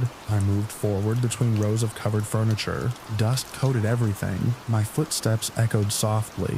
The white sheets hung motionless. The deeper I went, the more disconnected I felt from the store upstairs. The noise of shoppers and carts was completely gone. No music, no announcements, nothing, just silence. A strange thought crossed my mind then. The furniture didn't look old. Dusty, yes. Neglected, definitely, but not decades old. Some pieces looked modern. Others looked like products I had seen upstairs earlier that evening. It felt less like a forgotten basement and more like a section someone had simply abandoned and sealed away. I wandered farther. My flashlight occasionally caught reflective surfaces beneath loose sheets. Glass tables, mirrors, metal lampstands. At one point, I stopped beside a large sectional couch, hidden under a drape. The sheet covered it so completely that it resembled a giant sleeping animal. I laughed nervously at the thought. The sound vanished into the darkness. Then everything became quiet again. Too quiet. I don't know how long I spent down there. Maybe 10 minutes. Maybe less. The deeper I moved into the maze of furniture, the harder it became to judge distance. Every row looked similar. Every aisle ended in another shadowy corridor between covered displays. That was when I noticed something odd. The silence wasn't complete anymore. I stood still, listening. At first I thought it was part of the building. Maybe a machine running somewhere. A ventilation system. A loose pipe. Then I realized the sound had a rhythm. A slow rhythm. A deliberate one. Clap. The noise echoed faintly through the darkness. I froze. Several seconds passed. Then it came again. Clap. Not loud. Not close. Distant. Somewhere deep inside the showroom. I stared into the darkness beyond my flashlight beam. Nothing moved. Nothing appeared. I waited. The sound returned. Clap. The echo rolled through the enormous room. A cold sensation spread through my chest. The logical explanation was obvious. Someone else was down there. A maintenance worker. Security. Another curious person. Yet the sound felt wrong. It wasn't accompanied by footsteps. There was no voice, no indication of movement, just a single clap, then silence, then another. I switched off my flashlight for a moment. I immediately regretted it. The darkness became absolute. I couldn't see my own hand. The sensation was so overwhelming that I turned the light back on almost instantly. The beam seemed weaker now, smaller, insufficient. Another clap echoed through the room. This time it sounded slightly closer. I told myself it was my imagination. Large spaces distort sound. Everyone knows that, but I suddenly had no desire to keep exploring. The excitement was gone. I wanted to leave. I turned around and started walking back the way I thought I had come. The rows of furniture looked different now. The white sheets no longer seemed harmless. They resembled silent figures standing shoulder to shoulder. I kept moving. faster. The flashlight bounced with each step. Another clap, closer. The sound bounced off distant walls and columns. I stopped, listening. Nothing. The silence that followed felt worse than the sound itself. I started moving again. My pace increased. The beam found an aisle I recognized, then another. Finally, I spotted the staircase in the distance. Relief hit me immediately. I headed straight toward it. Halfway there, the clapping returned. Not a single clap this time. Several. Slow. Rhythmic. Separated by long pauses. The sound drifted through the darkness somewhere beyond the furniture. I never saw anything. That was the worst part. If someone had stepped into the light, I could have understood it. If I had seen a worker or another person, the fear would have vanished. Instead, there was only darkness and the sound. Clap. Pause. Clap. I broke into a run. My footsteps echoed loudly now. The staircase seemed farther away than before. Every instinct screamed at me to keep moving. I reached the stairs and took them two at a time. The clapping echoed again somewhere below. I didn't look back. I climbed until the maintenance room lights came into view. Then I burst through the doorway into the narrow utility corridor. The brightness felt blinding after the darkness below. I grabbed the maintenance door and slammed it shut. The metal rattled in its frame. There was a sliding latch on the outside. I shoved it into place without thinking. For several seconds I stood there breathing hard, waiting, listening. Nothing. The corridor remained silent. The fluorescent lights buzzed overhead. The store around me suddenly felt normal again. Ordinary. Safe. Eventually, I returned to the public area and found my friend near the checkout lanes. I almost told him what had happened. Instead, I casually asked whether there was another showroom under the building. He frowned. He said there wasn't. I mentioned the staircase. He looked confused. Then he told me that maintenance access in that part of the store only led to utility rooms and equipment areas. Nothing else. I didn't argue. Maybe he was mistaken. Maybe I had wandered into some storage level employees rarely used. Maybe the acoustics transformed an ordinary sound into something unsettling. I tried convincing myself of that during the drive home. The problem is that I still remember the size of that place, the scale of it, the endless rows of covered furniture disappearing into darkness, and every time I think about it, I picture that hidden showroom sitting beneath the brightly lit store, while shoppers walk overhead. Without a clue, I picture those silent aisles waiting in the dark, and somewhere beyond the reach of a flashlight beam, a slow rhythmic clap echoing through the empty space.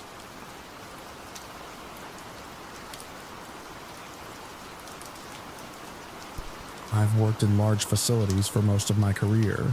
Hospitals, research campuses, administrative complexes, places where the public only sees the polished parts while an entire hidden infrastructure operates behind walls and beneath floors. After enough years, you learn where you're supposed to be, and more importantly, where you're not. That's why what happened still bothers me. It wasn't dramatic.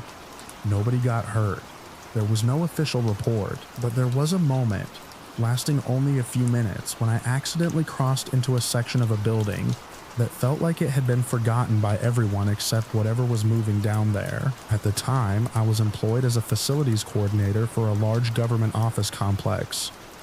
The building occupied several connected structures and included multiple basement levels used for storage, utilities, maintenance operations, and mechanical systems. Most employees never visited those areas. I did. Part of my job involved moving between departments and checking on various projects throughout the day. I knew the layout well enough that I rarely needed maps or signs. One afternoon during normal business hours, I was heading to a record storage room located on the lower levels. The basement itself was ordinary. Clean tile floors, bright fluorescent lighting, painted walls, security cameras, the usual institutional atmosphere. I took an elevator down and started toward the storage section. The route required passing through a service hallway that branched into several corridors.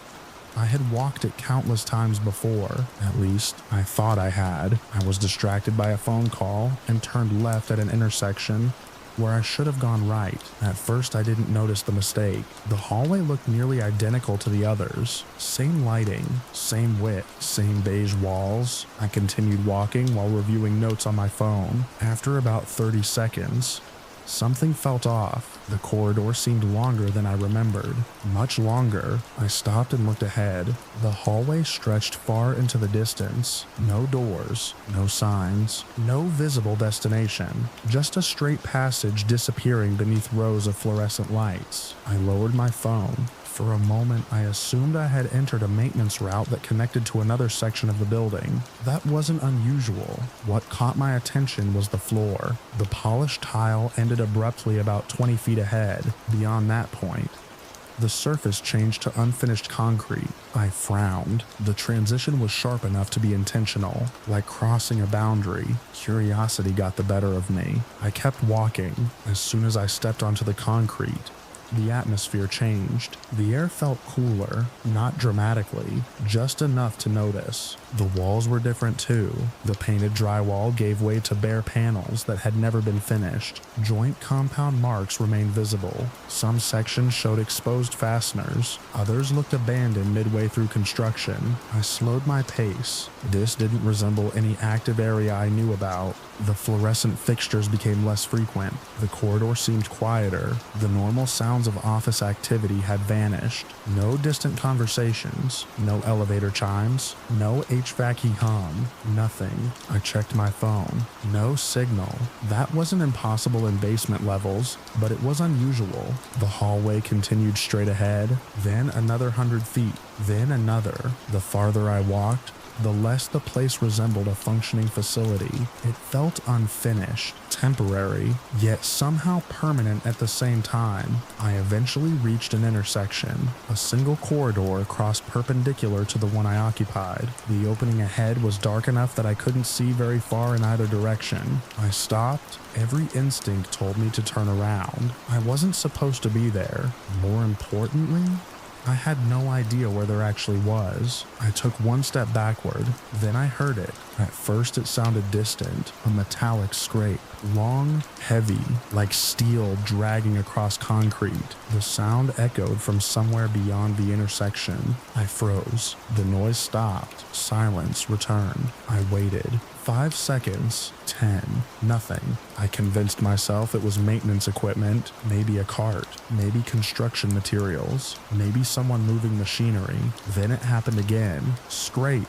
This time it was louder, closer. The sound carried through the intersecting corridor ahead. Whatever created it wasn't stationary. It was moving. Toward the intersection, toward me. I listened carefully. There were no voices, no conversation, no engine noise, no wheels. Just that single scraping sound, followed by silence. Then another scrape, closer. Pause. Another scrape. Closer still. The rhythm felt wrong, too uneven, too heavy, almost as if something enormous was dragging itself across the floor. I stared into the darkness beyond the crossing corridor. Part of me expected a worker to appear, or a maintenance vehicle, or something rational. Nothing emerged, only the sound. Scrape. I felt every hair on my arm stand up. The noise was definitely approaching. The echoes had changed. The source couldn't have been more than 50 or 60 feet from the intersection now. I should have turned and run. Instead, another instinct took over. The same instinct that tells you not to attract attention when something dangerous might not know you're there. I began backing away, slowly, carefully, without taking my eyes off the intersection. The scrape came again, louder. A grinding metallic groan followed it. For the briefest moment, I thought I heard something else beneath the sound, a low vibration, not a voice. Not exactly, more like the resonance of tremendous weight shifting against concrete. I continued retreating, one step, then another. The unfinished hallway stretched behind me. The intersection remained empty, yet the sound kept approaching. Scrape, scrape, each one closer than the last. My heartbeat became so loud I could hear it in my ears. I remember calculating distances. If whatever was making the noise reached the intersection before I returned to the finished section of hallway, I would probably run. Until then, I didn't want to make sudden movements. I don't know why. The logic made no sense, but it felt important. The boundary between unfinished and finished flooring. finally came into view behind me.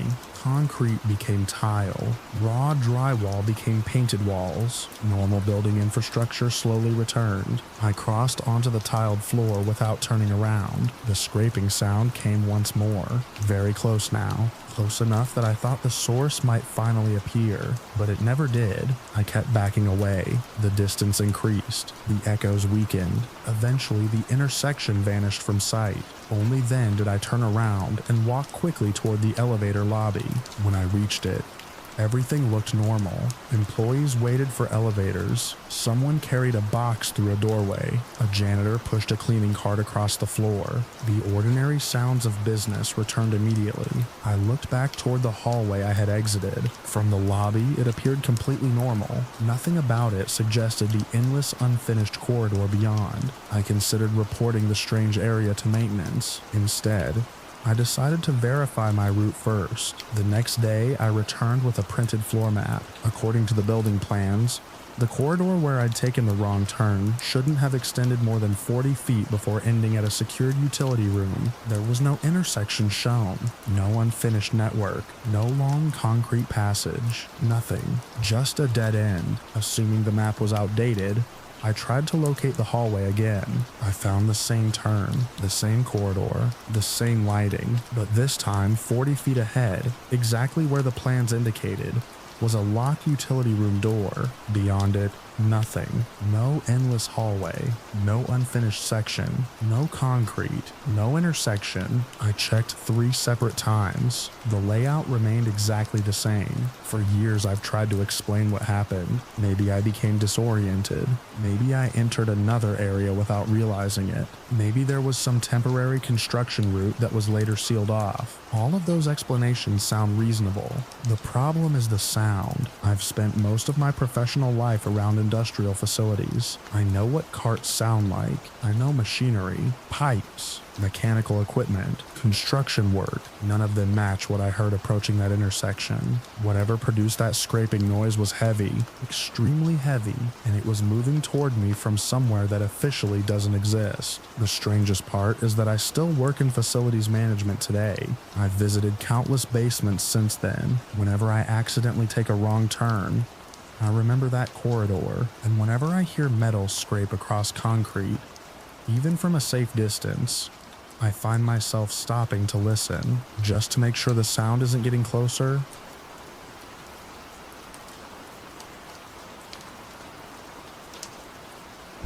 I first noticed the fog because it erased a row of houses I had been looking at a second earlier. One moment, I was standing in the middle of a newly paved street, staring down a long stretch of identical unfinished homes.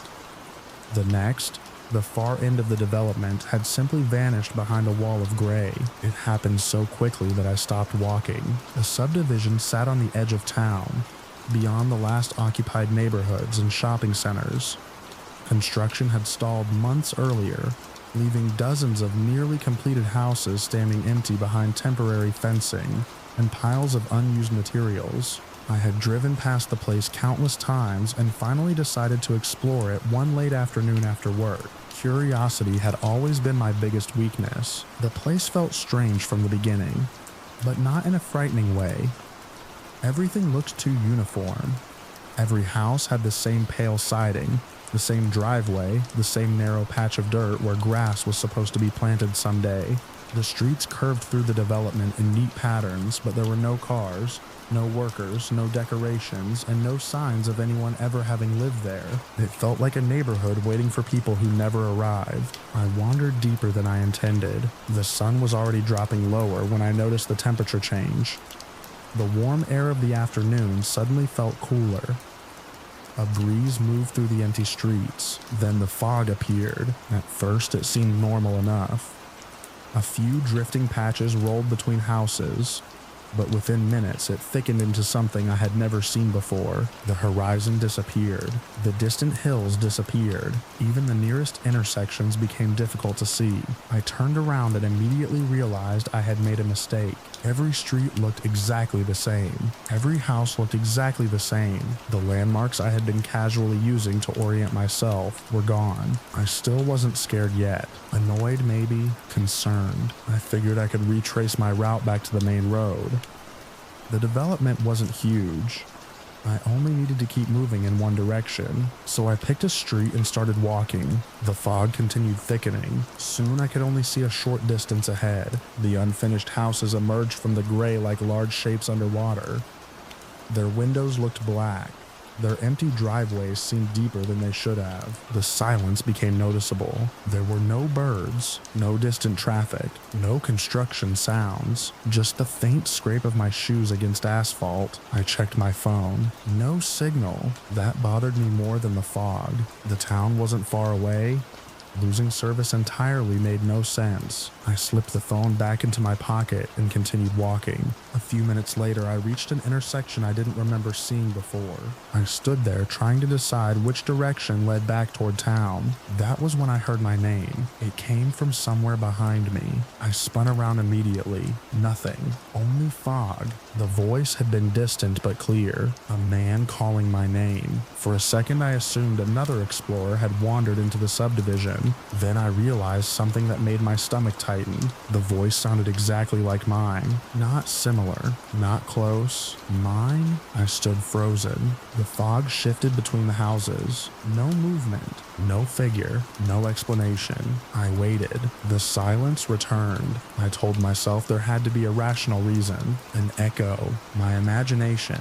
Some strange acoustic effect caused by the weather. I started walking again. Faster this time. I made it halfway down the next block before the voice returned. It called my name again. Closer. The sound came from my right, from inside one of the houses. I stopped instantly. The unfinished home sat beside me with dark, empty windows facing the street.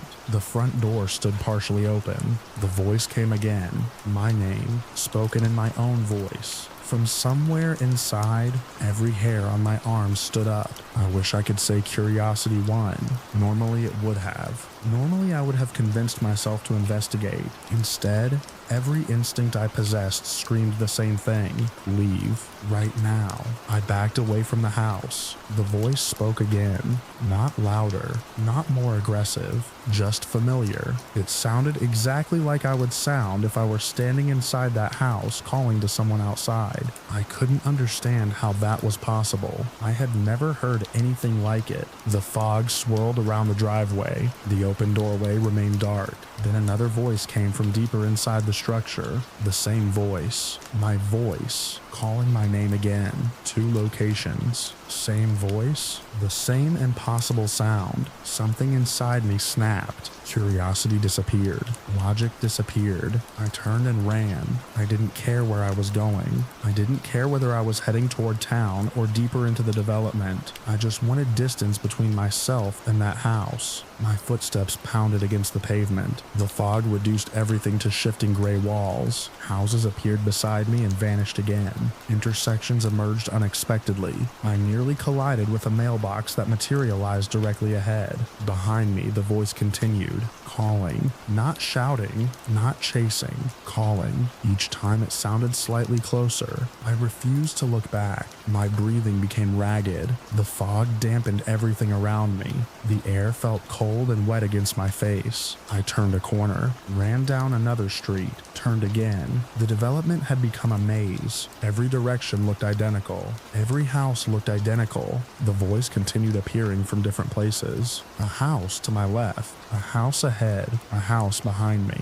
Each time it was my voice. Each time it spoke my name. At one intersection I stopped briefly, desperate to orient myself. That was a mistake. The silence settled immediately. No voice, no movement, nothing. Then I heard it from a nearby house. Very close. close enough to sound like someone standing just inside the front door. I ran again. The fog grew darker as afternoon slipped toward dusk. Streetlights had not been installed in most of the development. The gray surroundings slowly transformed into shadows. My lungs burned. I stumbled once and nearly fell. Still, I kept moving. At some point, I noticed a change beneath my feet. The road surface felt different. Not newer, older, more worn. I kept running. Shapes emerged ahead. Different shapes. Not unfinished houses. Occupied homes. Trees. Parked vehicles. Mailboxes with decorations. Porch lights. For a second, I didn't believe what I was seeing. Then I crossed an intersection and nearly collapsed with relief. I recognized the street immediately.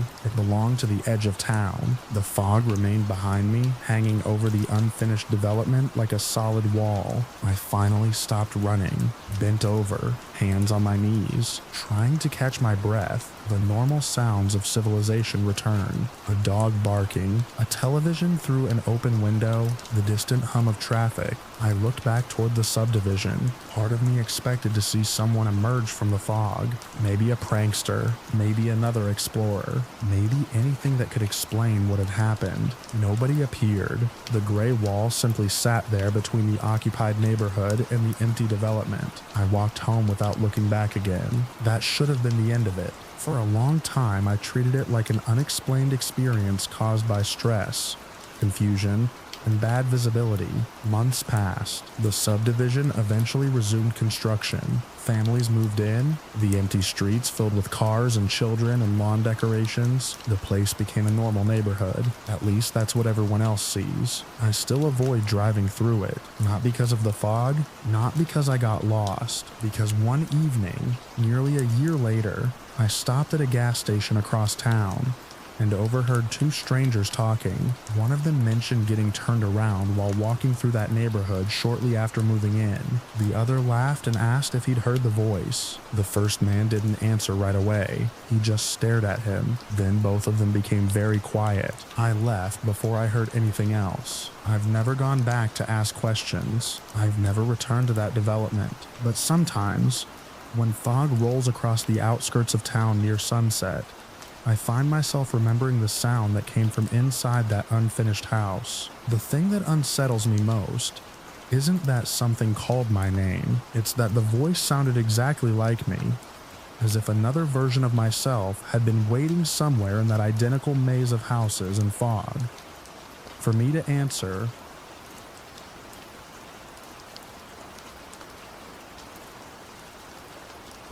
The first time I passed the building, I barely noticed it. It was late at night, and I was driving home along a rural highway that cut through miles of empty land.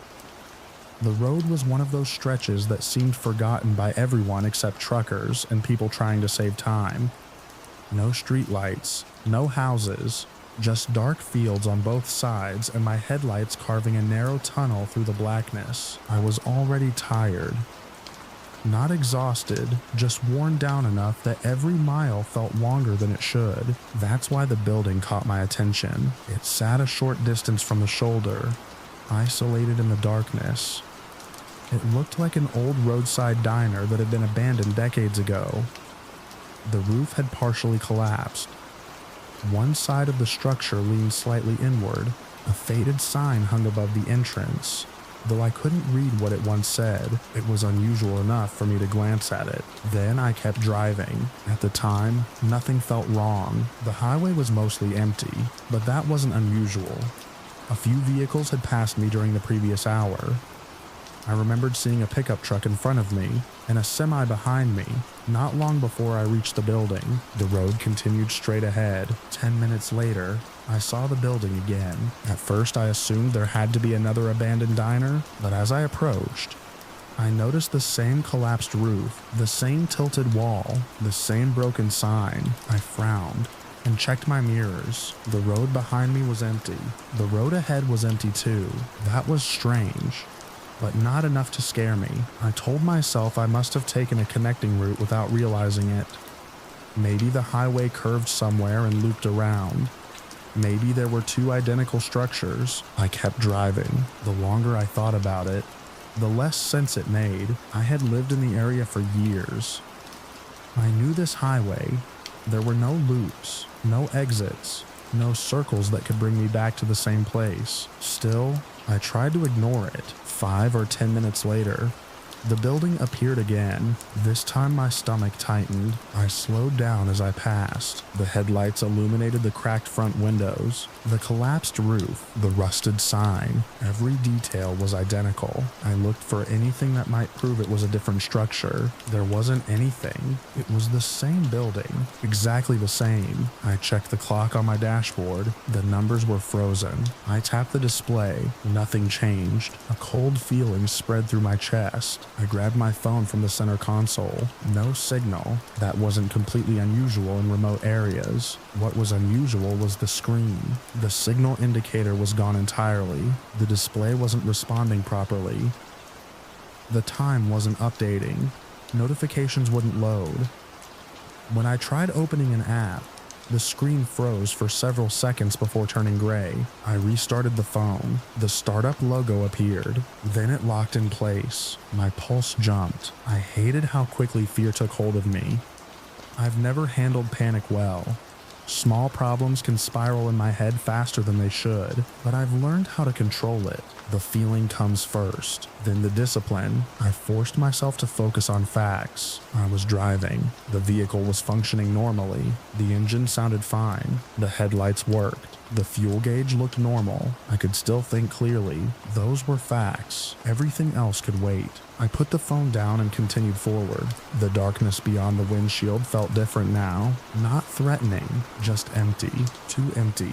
The highway stretched ahead without interruption. No headlights appeared in the distance. No taillights. No trucks. No cars. Nothing. The pickup truck I'd seen earlier was gone. The semi behind me was gone. The entire road seemed abandoned. I rolled down my window. Cool night air rushed inside. There were no sounds except my engine and the tires humming against the pavement. Even the insects seemed absent. The silence bothered me more than the repeated building. Then I saw it again. The diner, waiting beside the road. I don't know how many times I passed it after that. 3 times, maybe 10, maybe more.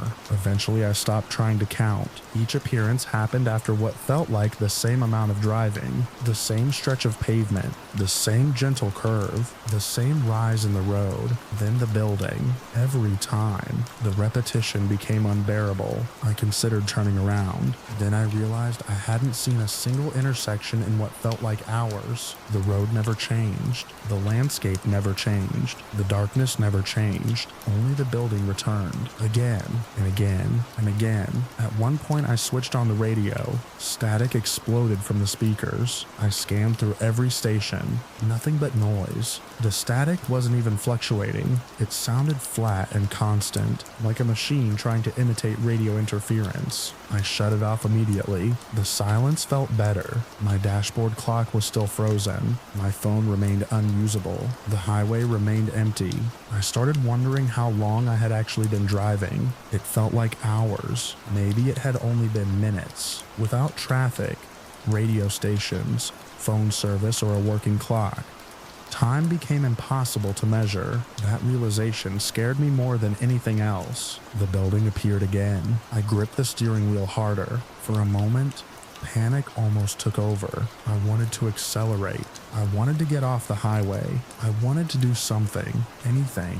Instead, I forced myself to think. Every appearance of the diner followed movement. Drive forward, see the building. Drive forward, see the building again. The pattern never changed. If movement kept producing the same result, then continuing forward made no sense. I remembered something I'd read years earlier about breaking mental loops. When your mind gets trapped in repetition, you interrupt the cycle completely. Stop, reset, start again. It sounded ridiculous, but I had no better idea. The next time the building appeared in my headlights, I slowed down. The structure sat silently beside the road, waiting. I pulled onto the shoulder. The tires crunched against gravel. For the first time in what felt like forever, the vehicle stopped moving. I shifted into park. The engine idled softly. Nothing happened. The diner remained where it was. The darkness remained where it was. The silence remained where it was. My heart pounded so hard I could feel it in my neck. I took a deep breath, then another. Then I closed my eyes. I didn't pray. I didn't count. I didn't speak. I simply sat there with my hands resting on the steering wheel and my eyes shut. The fear was still there, but underneath it was focus. If I was trapped in some kind of loop, I needed to stop participating in it, so I sat completely still. I have no idea how long I remained that way. It could have been seconds. It could have been much longer. Eventually, I opened my eyes. The first thing I saw was headlights, dozens of them. Cars moving in both directions, a semi-truck passing on my left, another vehicle approaching from behind. The highway was alive again, normal, busy, real. I looked toward the roadside. The abandoned diner was gone. In its place stood an empty field. There wasn't even a foundation, no rubble, no sign, nothing, just grass stretching into darkness. My dashboard clock was working. The time had advanced normally. My phone displayed full functionality. Messages began arriving all at once. The radio played music. Everything had returned to exactly how it should have been. I sat there for nearly a minute before pulling back onto the road. The rest of the drive home was uneventful. Traffic remained steady. The highway remained familiar. Nothing unusual happened again. A few days later, curiosity got the better of me. During daylight, I drove that same route. I searched for the diner. I searched for any abandoned structure. I searched for anything that resembled what I had seen. There was nothing. Just fields. The same fields that had always been there. I've gone back several times over the years. I've never found the building. I've never lost signal. I've never seen the highway empty like that again. But even now, when I drive late at night and the road stretches ahead without another vehicle in sight, I sometimes remember that endless stretch of darkness and the feeling that came with it. Not fear, not exactly, just the certainty that for some unknown amount of time, I was completely alone on a road that refused to let me leave, and somewhere beyond my headlights stood a building that should never have been there.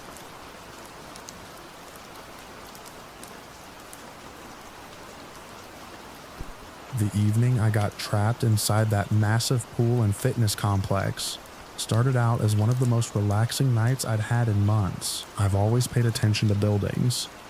It's a habit I developed over the years because I enjoy understanding how spaces fit together.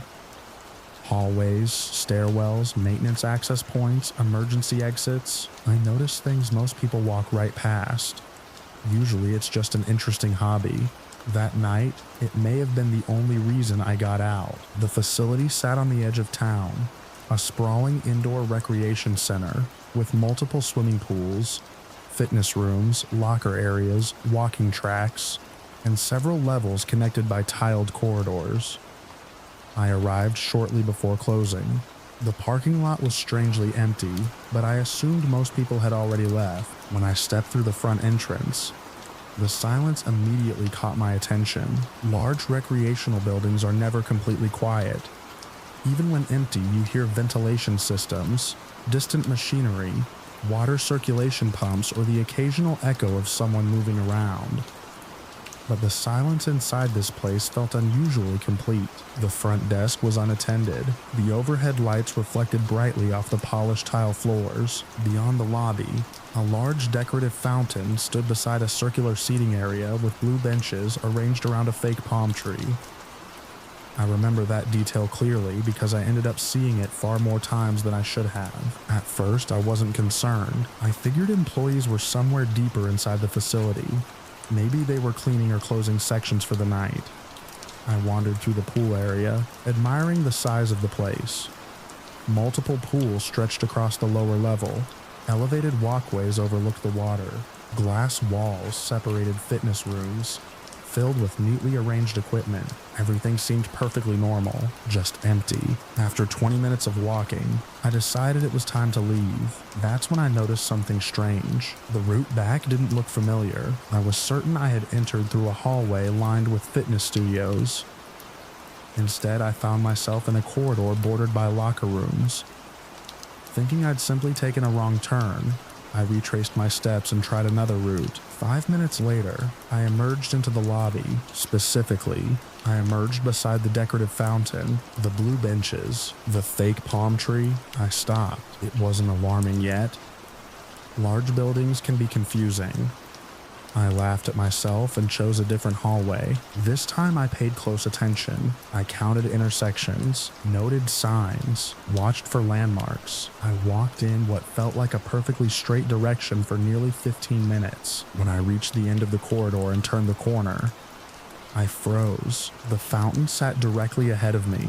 The blue benches circled the fake palm tree exactly as before. I stood there staring. My first thought was that the building had been designed symmetrically. My second thought was that symmetry couldn't explain every scratch on the benches appearing in exactly the same places. I walked around the fountain. The small crack in one tile near the base was still there. This wasn't another lobby. It was the same one. A knot formed in my stomach. I began testing routes deliberately. Left turns only, then right turns only, then staircases, then ramps, no matter what path I followed. Eventually I arrived back at the fountain. Sometimes it took 5 minutes, sometimes 20, but the result never changed. The deeper I explored, the stranger the experience became. Certain hallways felt longer than they should have. Some intersections appeared where I was sure they hadn't existed before. Once I walked past a row of vending machines, turned a corner, and somehow found myself looking at the exact same machines from the same angle. I checked my phone repeatedly.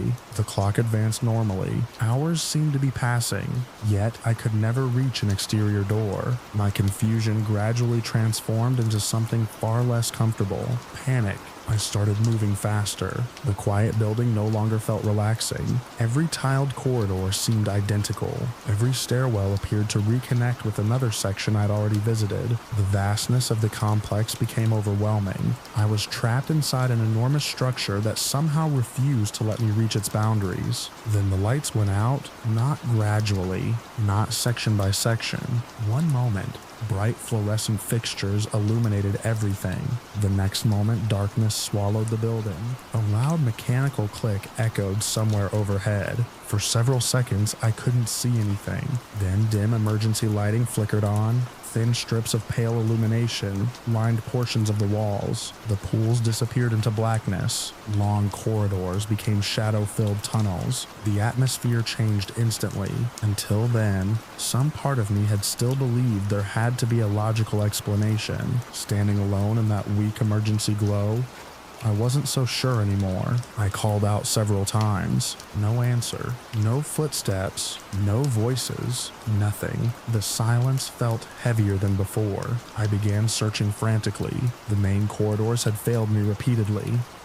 So I started examining areas I would normally ignore. Storage alcoves, maintenance doors, utility spaces, anything that looked different. Eventually, near the back of what appeared to be a service corridor, I noticed something unusual. At floor level, partially hidden behind cleaning equipment, was a small hatch. It looked far too small for normal use. Most people would probably have overlooked it entirely. I knelt beside it and brushed away dust. The hatch wasn't locked. When I pulled it open, cool air flowed through from the other side. For the first time in hours, I felt genuine hope. The opening was narrow enough that I had to crawl. The space beyond resembled a maintenance passage running beneath part of the structure. The concrete surface scraped against my knees as I moved forward. Behind me, the dim emergency lights cast long shadows through the opening. I didn't hesitate. I crawled as quickly as I could. The passage seemed endless. Then, suddenly, I felt fresh air. A few moments later, I emerged outside behind the building. Night had fully fallen.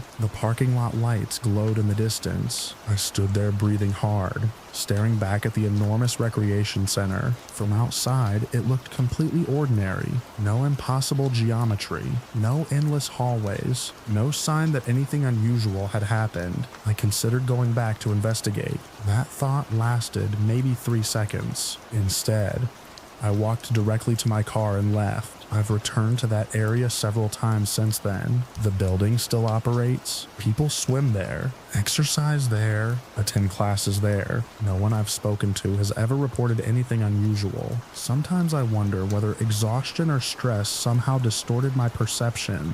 Maybe I got disoriented in a massive building and panicked. Maybe the emergency lighting made everything look the same. Maybe there is a perfectly reasonable explanation. But whenever I think about that possibility, one detail keeps bothering me. I can still picture the decorative fountain perfectly, the blue benches, the fake palm tree, and I know with absolute certainty that I walked away from it over and over again, only to find myself standing beside it again hours later.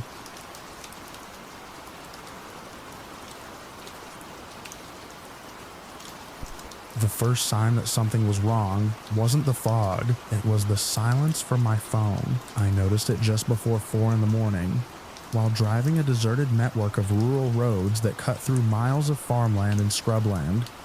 I was heading home after a long overnight trip, taking a route I had never driven before but that my navigation app insisted would save nearly an hour. The fog had been thick for miles already, reducing the world to a tunnel of gray illuminated by my headlights. Every fence post, every road sign, every cluster of trees emerged from the mist without warning and vanished just as quickly behind me. When my phone screen suddenly went black, I assumed the battery had died. That didn't make sense. It had been charging. I unplugged it and pressed the power button. Nothing. The charging indicator on my dashboard blinked once and disappeared. A second later, the dashboard clock reset itself. Then the radio cut out. No static.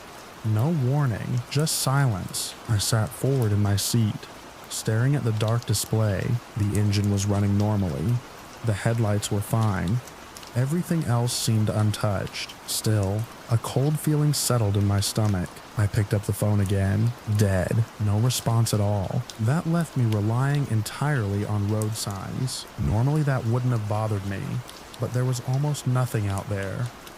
The road stretched through open land without landmarks, and the fog swallowed visibility beyond a few dozen yards. I kept driving. The first odd thing I noticed was a weathered red barn. It appeared on my right side, standing alone behind a sagging fence. I remember it clearly, because one section of its roof had collapsed inward. A minute later, I passed a narrow bridge over a shallow drainage ditch, then a cluster of dead trees, then another long stretch of road. 5 minutes later, I saw the same barn again. At first, I thought there must be several similar structures in the area. The bridge appeared again too. So did the dead trees. I frowned and checked the road behind me. Nothing. The fog remained thick and featureless. The road continued straight. I told myself I was imagining things. Fatigue can do strange things after a long drive. I rolled down the window slightly to let cold air wake me up. The damp fog rushed inside. I focused on staying alert.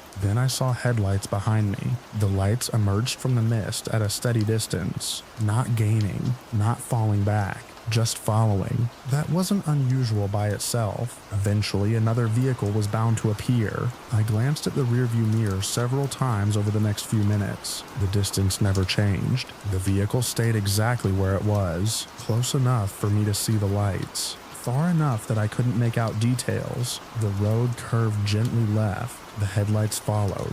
The road curved right. The headlights followed. I accelerated slightly. The headlights matched the increase. A knot formed in my chest. I slowed. The lights slowed. Same distance. Exactly the same. I tested it again. A little faster. A little slower. The result never changed. For several minutes, I convinced myself it was coincidence. Then I reached an intersection. The road split unexpectedly. One branch continued straight. The other turned sharply left. Without signaling, I took the left turn. The headlights behind me turned left too. Same distance, same position. I gripped the steering wheel tighter. The fog thickened. The road narrowed. The headlights remained there, watching, following, mirroring. I told myself there was probably another driver lost in the same conditions. That explanation lasted until I made another test. I swerved slightly toward the shoulder and corrected. The vehicle behind me swerved too, perfectly, not delayed, not approximate, perfect. A pulse of fear shot through me. I checked the mirror repeatedly. Every movement I made was reflected. Every adjustment, every correction. The vehicle seemed attached to me by an invisible connection. I accelerated harder. The engine responded immediately.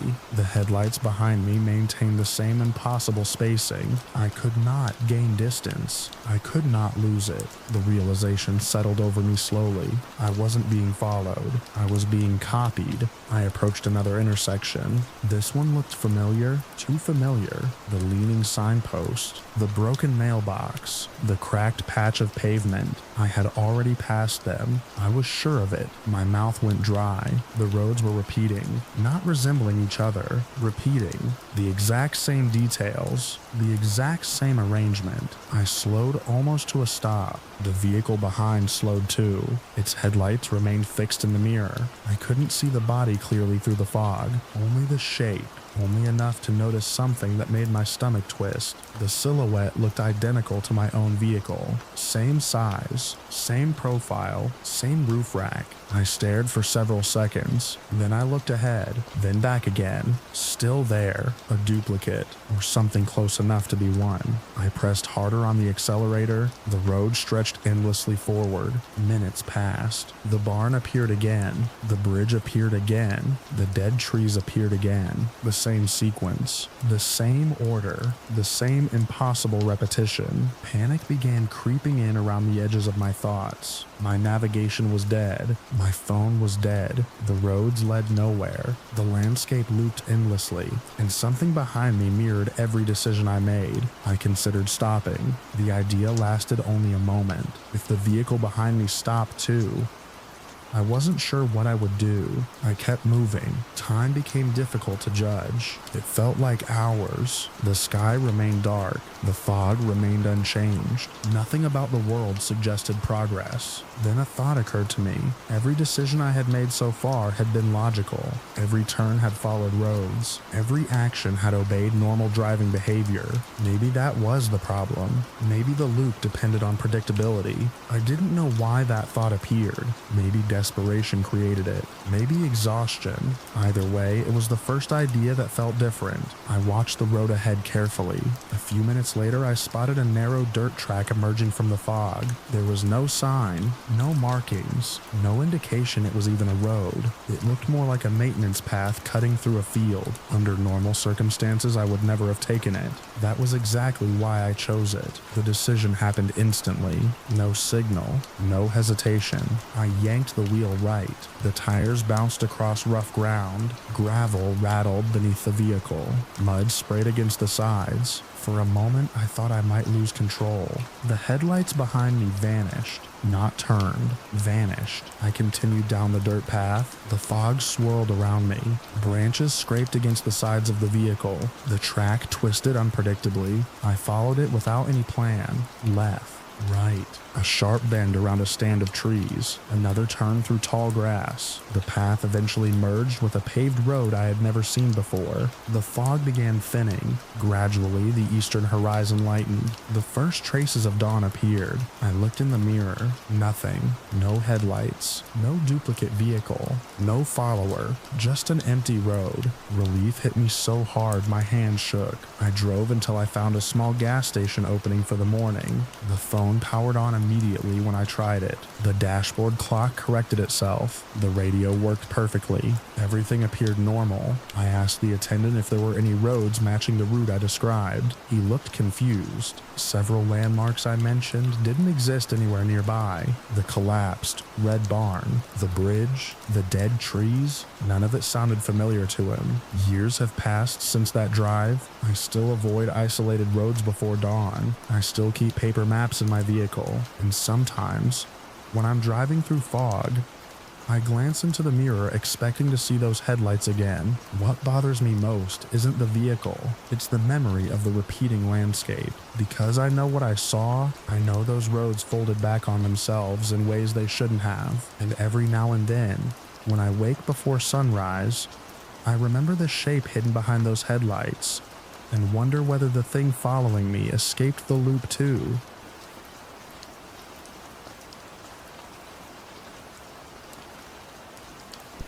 I noticed the silence before I noticed anything else. That sounds backwards because silence isn't usually something you see.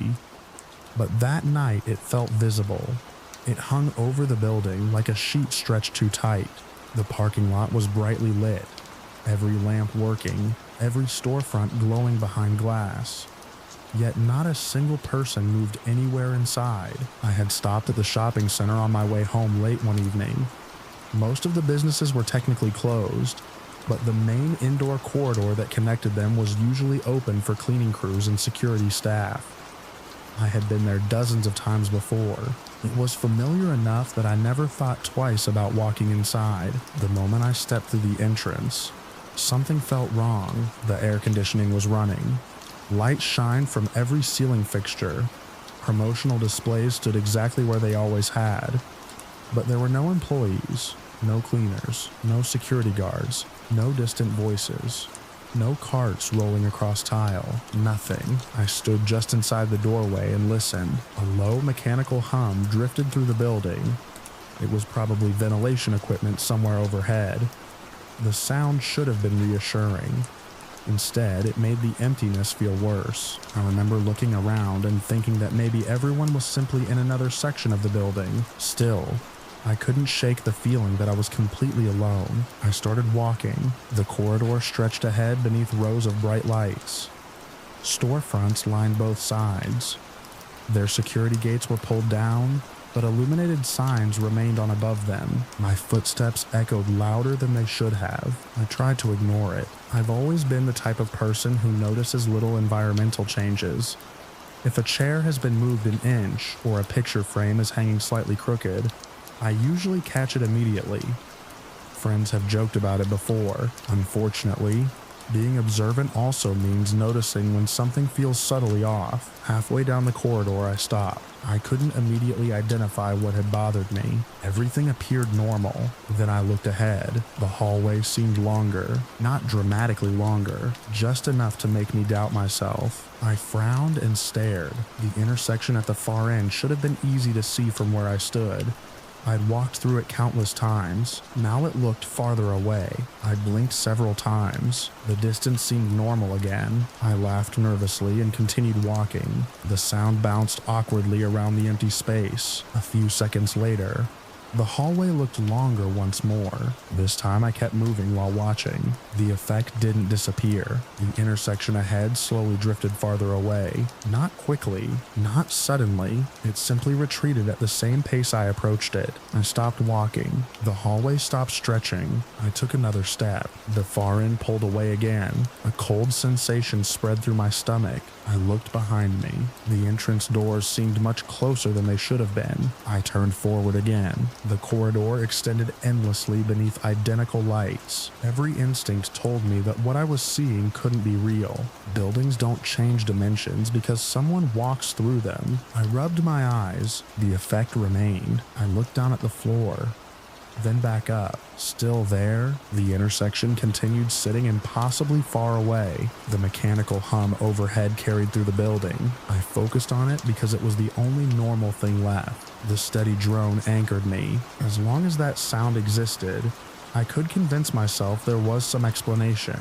Maybe I was tired. Maybe the lighting created an optical illusion. Maybe the empty building was making me anxious. I started moving again, determined to reach the end of the corridor. The farther I walked, the more uneasy I became. Storefront reflections shifted strangely in the glass. Light seemed slightly brighter ahead than behind.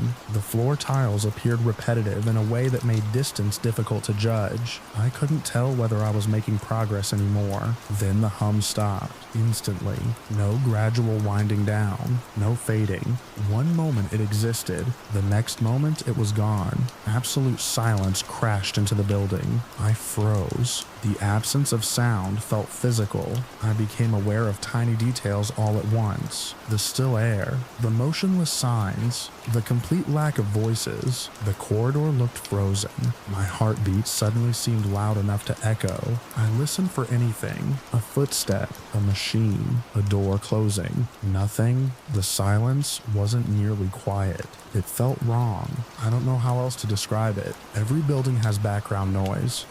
Air systems, electrical equipment, distant activity. This place had none. For several seconds I stood completely still. Then I noticed the shadows. At first I thought it was a trick of the lighting. The bright overhead fixtures cast dark shapes beneath benches, displays, and decorative planters. Normal shadows, except they weren't staying where they should. One beneath a bench, stretched sideways, another folded into an angle that didn't match the object creating it. I stared. The shadow moved again, slowly, not like something passing in front of a light source, not like shifting illumination. The shape itself changed. My pulse spiked. I looked farther down the corridor. Additional shadows along the walls seemed distorted, lengthening, twisting, connecting to one another. The longer I watched, the less they resembled ordinary shadows. That was the moment survival instinct took over. Not curiosity, not confusion. Fear, pure fear. I turned around and started walking quickly toward the entrance. The doors appeared much farther away than before. My stomach dropped. I knew exactly where they should have been. The distance was wrong. Behind me, the silence remained complete. I refused to look back. My pace increased. The hallway seemed determined to stretch in both directions now. Storefronts slid past. Reflections flickered in dark glass. The entrance remained frustratingly distant. I broke into a run. My footsteps exploded through the quiet. The sound felt invasive, like the building didn't want noise inside it anymore. I kept running. The doors finally appeared closer, then closer still. The corridor no longer seemed endless. Whatever impossible effect had trapped the space was weakening, or I was escaping it. I didn't care which. I risked one glance behind me. I immediately regretted it. The shadows along the floor had merged into shapes that no longer matched anything around them. They spread across tile in unnatural patterns. Some climbed walls, others extended outward from empty areas where nothing should have cast them at all. I looked away before I could process what I was seeing. The entrance rushed toward me. I slammed through the doors and stumbled into the parking lot. Cool night air hit my face. Sound returned instantly. Traffic hummed from a distant road. Wind rustled nearby trees. Everything felt painfully normal. I doubled over, trying to catch my breath. For a long moment, I couldn't bring myself to look back. When I finally did, the building appeared completely ordinary. Bright lights shined through the glass. Storefronts stood motionless. The corridor inside looked exactly as it always had. No stretching hallways, no distorted shadows, nothing unusual. A few minutes later, a security vehicle drove into the parking lot. Seeing another person should have reassured me. Instead, I got into my car and left immediately. I never reported what happened because I knew how it would sound. Even now, years later, I still pass that building occasionally. It remains open. People shop there every day. Nothing ever appears unusual from the outside, but whenever I catch sight of the brightly lit corridor through the glass entrance, I remember that impossible silence and the way the hallway slowly retreated from me as I walked toward it, and I remember the shadows beginning to change just before I ran.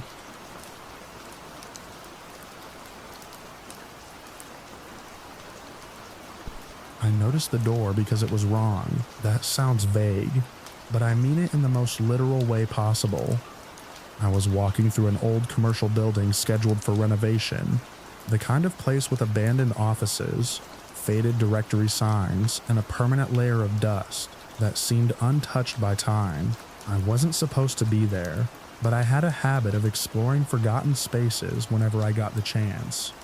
I liked figuring out how buildings were laid out, tracing additions and renovations through mismatched hallways and strange floor plans. That afternoon, sunlight pushed weakly through dirty windows, turning the floating dust into pale streaks of gold. Most of the building was exactly what I expected.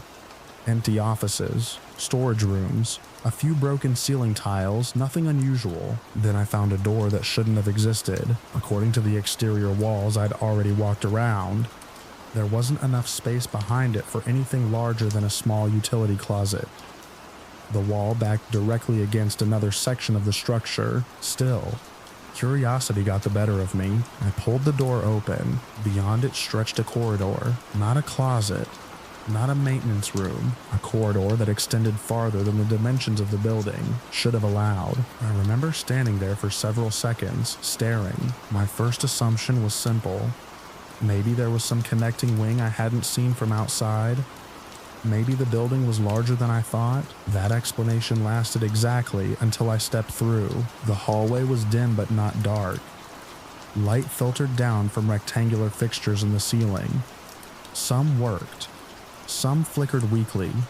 Dust coated everything. The air felt stale. I walked forward. The corridor opened into a square room surrounded by 4 identical doorways. I chose the one directly ahead. It led into another corridor, then another room, then another corridor. At first, I wasn't concerned.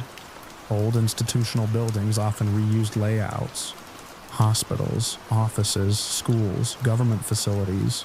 Repetition was normal. What wasn't normal was realizing I'd been walking for nearly 15 minutes. The building wasn't large enough to contain what I was seeing. I stopped and looked back. The corridor behind me stretched into a haze of dim light. The door I'd entered through was gone. Not hidden. Gone. A cold sensation settled into my stomach. I returned the way I'd come. The square room appeared exactly where it should.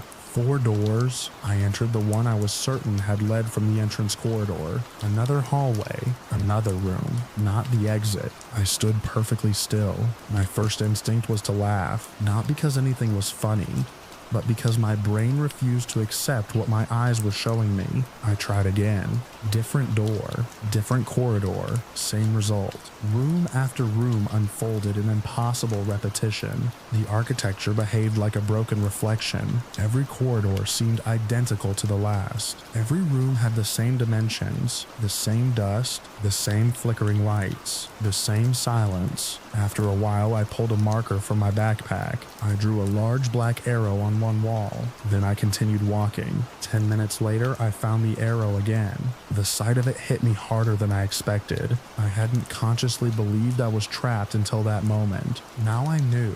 I started marking every room. Arrows. Large X's, lines across door frames, anything visible. Soon the walls were covered with my markings. It didn't help. The layout looped in ways that made no sense. Sometimes I'd encounter the same room from a different direction. Sometimes a marked room appeared where an unmarked room should have been. At one point I found 3 marked rooms in a row. I knew that was impossible because I'd only marked one of them. I stood there staring until my hands started shaking. The longer I remained inside, the harder it became to estimate time. My phone still worked, but the clock seemed meaningless. Hours might have passed, or minutes. The light never changed. The air never changed. Nothing changed except my growing sense of panic. Then came the feeling that I wasn't alone. It arrived gradually.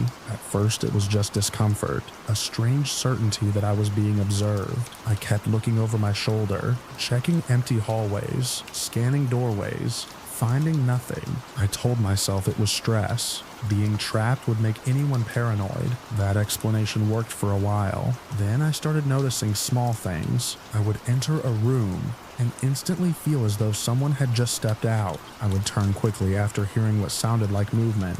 Nothing would be there. Sometimes I became convinced that something stood at the far end of a corridor. A shape, a silhouette, a figure. Every time I focused on it, there was nothing. Just dust and distance. The worst part wasn't seeing anything. The worst part was feeling watched. The sensation became so intense that my body reacted before my mind could. My heart raced constantly. My breathing shortened. The muscles in my shoulders stayed tight. I couldn't relax, couldn't think clearly, couldn't convince myself I was imagining it. At one point, I sat against a wall to rest. The silence around me felt enormous. I remember staring down an empty hallway while trying to calm myself. Then every hair on my arm stood up, instantly, without warning. The reaction was so sudden that I got to my feet before I understood why. The corridor remained empty. Nothing moved. Nothing appeared. But I felt absolutely certain that something was looking directly at me. Not nearby. Not somewhere in the distance. Right there. Watching. I backed away. The feeling followed. I moved faster. It followed. Soon I was walking quickly through room after room. Then I was jogging. Then running. The endless repetition blurred together. Doorways, corridors, dust, lights, my own footsteps echoing through spaces that seemed determined to keep me lost. I no longer cared about understanding what was happening. My curiosity had vanished completely. All I wanted was to leave. I turned corners without thinking, past walls covered in my own frantic markings. Sometimes I thought I heard another set of footsteps, not loud, just faint enough to make me question whether they were real. Each time I stopped, the sound disappeared. The feeling remained. Watching, waiting, following. I entered another room and froze. The markings on the walls were different. Not mine. At least I don't think they were. Dark streaks crossed the paint. Long lines. Curved shapes. Symbols that meant nothing to me. For several seconds I simply stared. Then the overhead lights flickered. Once. Twice. 3 times. The room plunged into darkness for a fraction of a second. When the lights returned, I was already moving. I ran. The panic that hit me then was unlike anything I'd ever experienced. Pure instinct, pure fear. The certainty that if I stopped moving, something terrible would happen. I don't know how long I ran. The layout became increasingly unstable. Corridors seemed longer than before. Rooms appeared where hallways should have been. Doorways stood open where solid walls had existed moments earlier. The building felt less like architecture and more like a puzzle continuously rearranging itself. Then everything shifted. I don't know how else to describe it. The floor vibrated beneath my feet. A deep groaning sound echoed through the structure. Not loud, just immense, as though the building itself were moving. Dust rained from the ceiling. The wall ahead seemed to bend slightly, not physically, visually, like reality had slipped for a second. I stumbled, caught myself against a doorway, looked up, and saw sunlight, real sunlight, bright and unmistakable.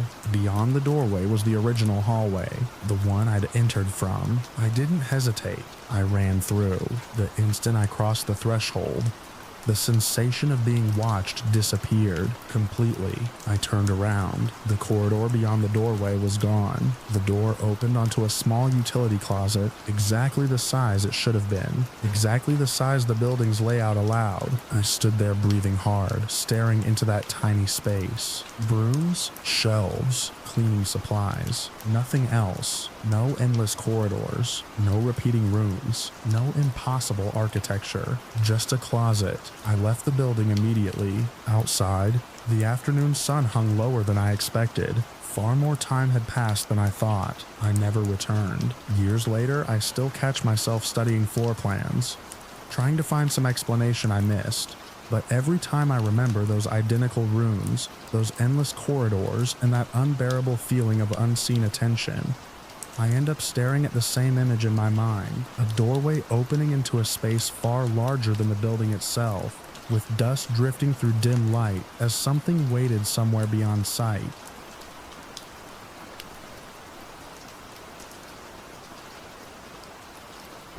I realized I was lost when I passed the same yellow maintenance cabinet for the 3rd time. At first, I told myself there had to be a simple explanation. I was in an underground transit corridor beneath a busy part of the city, the kind of concrete passage designed to connect platforms, parking structures, and service areas. Everything down there looked nearly identical. Gray walls, fluorescent lights, utility doors with faded labels, long stretches of corridor that seemed to repeat themselves. I have always relied on logic when I find myself somewhere unfamiliar. Instead of panicking, I usually stop, figure out where I made a mistake, and retrace my steps. That afternoon, I was trying to reach a parking garage after leaving a train station. Construction had closed one of the normal exits, and temporary signs pointed pedestrians through a different route. I followed them without thinking much about it. The first few turns seemed straightforward. Then I noticed the foot traffic thinning out. A corridor that had been crowded became nearly empty. A few people passed me going the opposite direction, then nobody at all. The sounds of the station faded behind me until all I could hear were my own footsteps and the distant hum of ventilation systems. I checked my phone. No signal. That wasn't unusual underground. I continued walking. The corridor split at an intersection. One direction had a temporary construction sign leaning against a wall. The other looked identical except for a small arrow painted on the concrete floor. I chose the route with the arrow. That was the turn that caused everything. 10 minutes later, I was still walking. The corridor remained exactly the same. Gray concrete, white lights, utility doors, no people, no signs, nothing that looked familiar. I stopped and looked behind me. The view was unsettling. The hallway stretched away in a perfectly straight line, disappearing into a distant haze of artificial light. I considered turning back. Then I noticed the yellow maintenance cabinet. It stood beside the wall with a dent near the bottom corner. I was certain I had already seen it. I walked closer. The dent was identical. Even a scrape of red paint across the metal surface looked familiar. I stood there for several seconds trying to convince myself I was mistaken. Maybe all the cabinets looked the same. Maybe I was imagining it. I kept moving. 5 minutes later, I saw it again.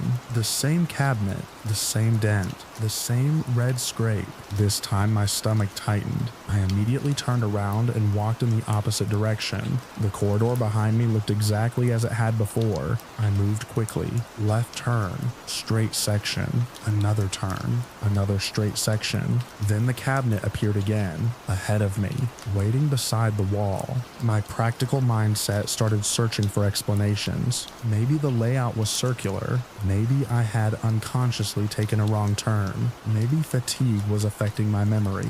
All reasonable possibilities. None of them explained why I couldn't find a single exit. I checked the time. More than an hour had passed since I entered the underground passage. That seemed impossible. The distance I had covered should have taken a fraction of that. I began walking faster. The fluorescent lights buzzed overhead. My footsteps echoed sharply against the concrete. Then something happened that I still struggle to describe. The sound vanished. Not gradually, instantly.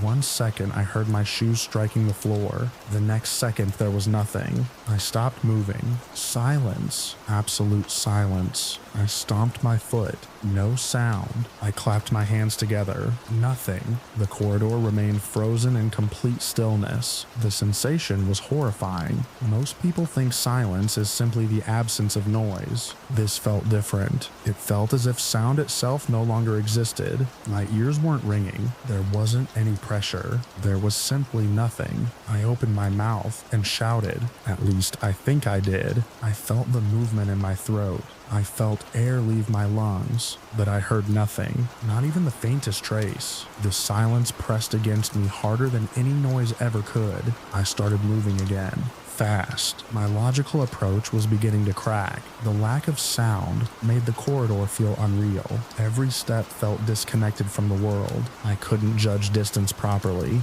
I couldn't tell whether the lights were buzzing. I couldn't hear ventilation fans. I couldn't even hear myself breathing. The hallway stretched endlessly ahead. I passed utility doors, electrical panels, emergency maps that seemed vague and unhelpful. Every feature looked familiar. Every section appeared identical to the last. The silence continued. I have no idea how long I wandered after that. Time felt distorted. Minutes could have been hours. Hours could have been minutes. At one point, I found myself sitting against a wall without remembering wondering when I had stopped. I stared at the concrete floor. The fluorescent lights cast pale reflections across the polished surface. Nothing moved.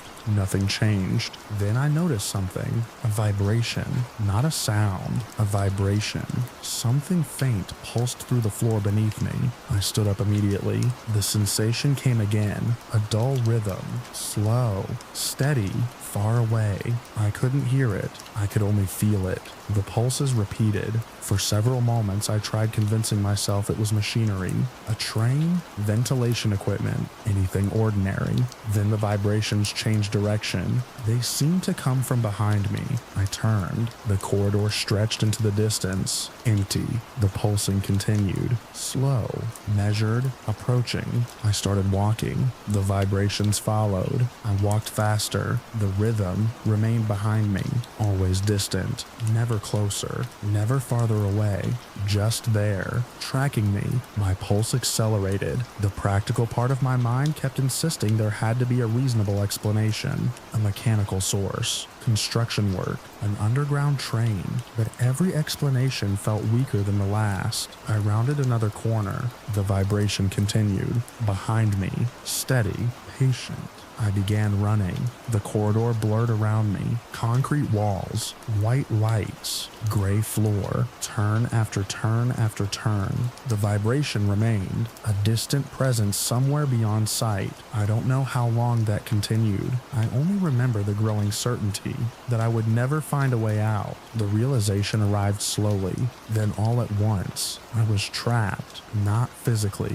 The corridor itself had become the trap. Every direction led to more corridor. Every turn revealed another identical stretch. Every attempt to navigate logically ended in failure. For the first time that afternoon, panic took over. I ran without any plan. My breathing burned. My legs ached. I rounded a corner expecting more concrete. Instead, I nearly collided with a door. It was painted dark green. Unlike every other utility door I had passed, this one stood slightly open. A thin line of bright light spilled through the gap. I froze. The vibration continued somewhere behind me. Slow, steady, waiting. The door shouldn't have been there. I was certain of that. Yet there it was. I grabbed the handle and pulled. The door swung open. Instantly sound returned. The effect was so sudden that I staggered. Voices, footsteps, traffic noise, music from distant speakers, all of it rushed back at once. I stepped through the doorway and found myself standing inside the main concourse of the transit station, the busiest area in the entire complex. Hundreds of people moved around me. Digital signs displayed train schedules. Families crossed the floor carrying luggage. Workers hurried toward platforms. Everything looked completely normal. I turned around immediately. The green door stood behind me, closed. A plain service door set into a wall. No corridor visible beyond it. No strange passage. Nothing unusual at all. I stood there trying to catch my breath. Several people glanced at me before continuing on their way. No one seemed concerned. No one appeared to notice anything strange. After a few minutes, I approached the door again. I opened it. Inside was a small maintenance room, cleaning supplies, electrical equipment, concrete walls, no endless hallway, no twisting network of corridors, nothing remotely resembling the place I had just escaped. I left the station shortly afterward. The city outside looked brighter than I remembered. Traffic moved normally. People filled the sidewalks. Life continued as if nothing had happened. I spent weeks trying to explain it. Disorientation, stress, poor navigation, a strange acoustic effect. Every possibility sounded reasonable. Until I remembered one detail, the vibration, that distant repetitive rhythm that followed me through the silence. Months later, while passing through the same station, I noticed a yellow maintenance cabinet near one of the walls. It had a dent near the bottom corner and a scrape of red paint across its surface. I kept walking, but I couldn't stop looking at it in my peripheral vision until it disappeared behind the crowd.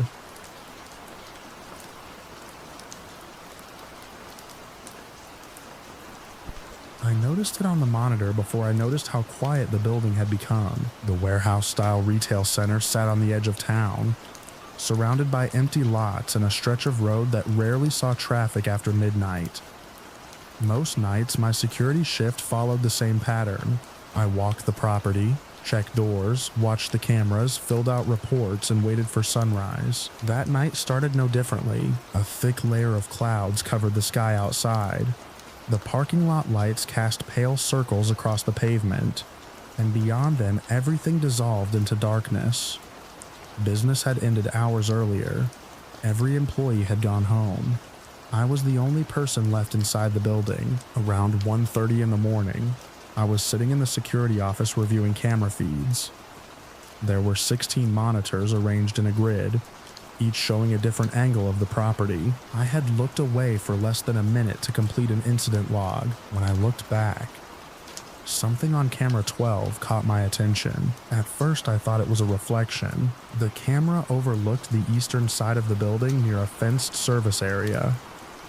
The image quality wasn't great at night, and occasionally insects or rain would create strange distortions, but this wasn't either of those. A dark shape occupied the center of the screen. It wasn't standing near the fence. It wasn't standing near the building. It appeared to be directly in front of the camera itself. The image looked wrong, not blurry, not distorted, just wrong. The shape had no clear outline. It seemed almost flat against the lens, blocking part of the image while leaving other sections visible. I stared at it for several seconds, trying to understand what I was seeing. Then it moved. Not much, just enough for me to realize it wasn't a camera malfunction. My first thought was that someone had wandered onto the property. That happened occasionally. People cut through the lot at night, or searched dumpsters behind businesses. Usually all it took was a warning over the speaker system. I leaned closer to the monitor. The shape remained completely still. No obvious features. No face. No clothing. Just a dark presence occupying part of the screen. I switched to another camera angle covering the same area. Nothing. The service yard was empty. I checked a third camera. Still nothing. Only camera 12 showed the shape. I replayed the recording from the previous few minutes. The footage showed an empty service yard. Then, between frames, the shape was simply there. No approach, no arrival, just present. A cold feeling settled in my stomach. I told myself there had to be an explanation. A damaged sensor, a bug crawling across the lens, a trick of the lighting. Still, part of my job was verifying unusual activity, so I grabbed my flashlight and headed toward the nearest exit. The building felt different as I crossed it. The hum of refrigeration units echoed through empty aisles. Emergency lights glowed above doorways. My footsteps sounded louder than they should have. I unlocked the side door and stepped outside. The air felt damp beneath the heavy cloud cover. The parking lot stretched away in silence. I swept my flashlight across the service area. Nothing. The fence stood exactly where it should. The dumpsters were undisturbed. No vehicles. No people. No movement. I walked farther along the building and checked the angle covered by camera 12. Still nothing. The area was completely empty. That should have reassured me. Instead, it made me more uneasy. I couldn't reconcile what I had seen on the monitor with what was directly in front of me. I stood there for another moment, listening. No wind, no traffic, no distant machinery. The silence felt unnatural. Then I heard a faint metallic sound from somewhere behind me. A single tap. I turned immediately. Nothing. My flashlight beam swept across asphalt and concrete walls. The sound didn't repeat. I headed back inside. The moment the door closed behind me, I locked it and returned to the security office. Camera 12 still displayed the shape, except now it seemed closer. I froze. The camera's view hadn't changed. The service yard remained visible behind it, yet somehow the dark obstruction occupied more of the frame than before. I checked the recording again. The progression was subtle, slow, but undeniable. Whatever was causing the anomaly appeared to be moving nearer to the lens. My mouth had gone dry. I switched through every exterior camera. The rest showed empty pavement, Empty walkways and empty parking areas. Nothing unusual. Nothing moving. Nothing that explained camera 12. I picked up the phone to contact a supervisor. Before I could dial, a loud impact slammed against the side of the building. The sound echoed through the structure. I nearly dropped the receiver. Another impact followed. Closer. Heavier. Metal rattled somewhere down the corridor. Every nerve in my body went alert. This wasn't a camera malfunction anymore. Someone was outside. Someone was trying to get in. I left the office and moved toward the hallway leading to the service entrance. The building's layout allowed me to view the door from a safe distance. As soon as I reached the corner, I saw the handle move, not a gentle test. A hard pull. The metal door shook within its frame. Another violent jerk followed. The noise echoed through the empty building. Whoever was outside wasn't speaking. No demands. No shouting. No attempt to identify themselves. Just silence. Then another pull. The door rattled so hard I thought the lock might fail. I backed away immediately. Every security procedure I'd been trained on flashed through my mind. Do not confront. Maintain distance. Contact emergency services. Secure yourself. The handle jerked again. A loud bang struck the door. Then another. The impacts came without rhythm or warning. The person outside seemed determined to force entry.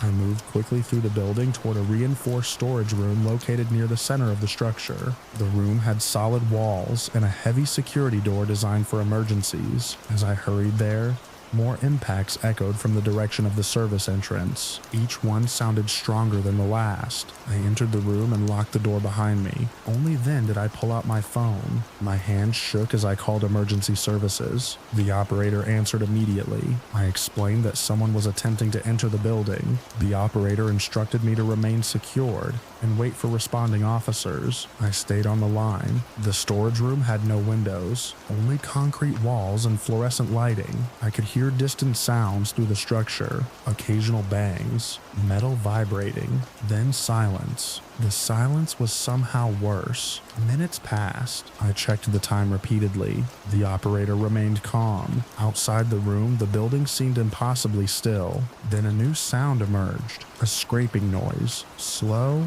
dragging across metal somewhere nearby. It lasted only a few seconds, then stopped. I held my breath. The operator asked if I was still there. I answered quietly.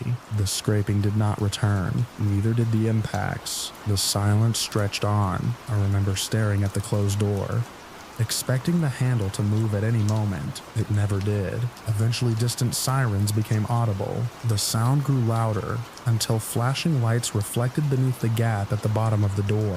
Relief hit me so suddenly my knees felt weak. Officers entered the building and announced themselves. Only after they reached my location did I unlock the door. They searched the entire property, the exterior, the service yard, the parking lot, the fence line, everything. They found no one. What bothered me most came afterward. One officer reviewed the security footage with me.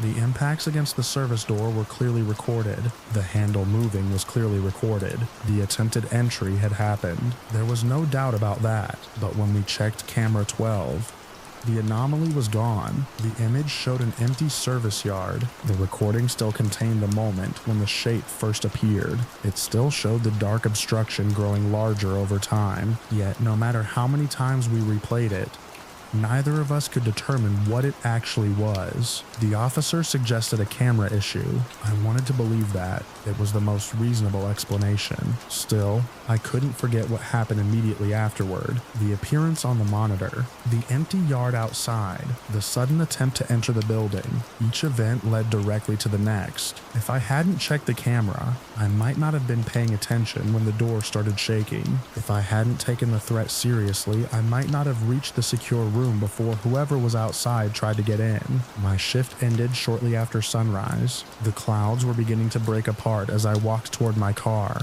The building looked completely ordinary in the morning light. Employees were arriving for work. Traffic moved along the road. Everything appeared normal. But before I drove away, I looked back toward the eastern side of the structure where camera 12 had been pointed. The fence stood motionless beneath the gray morning sky, and for a moment I imagined a dark shape lingering just beyond the edge of visibility.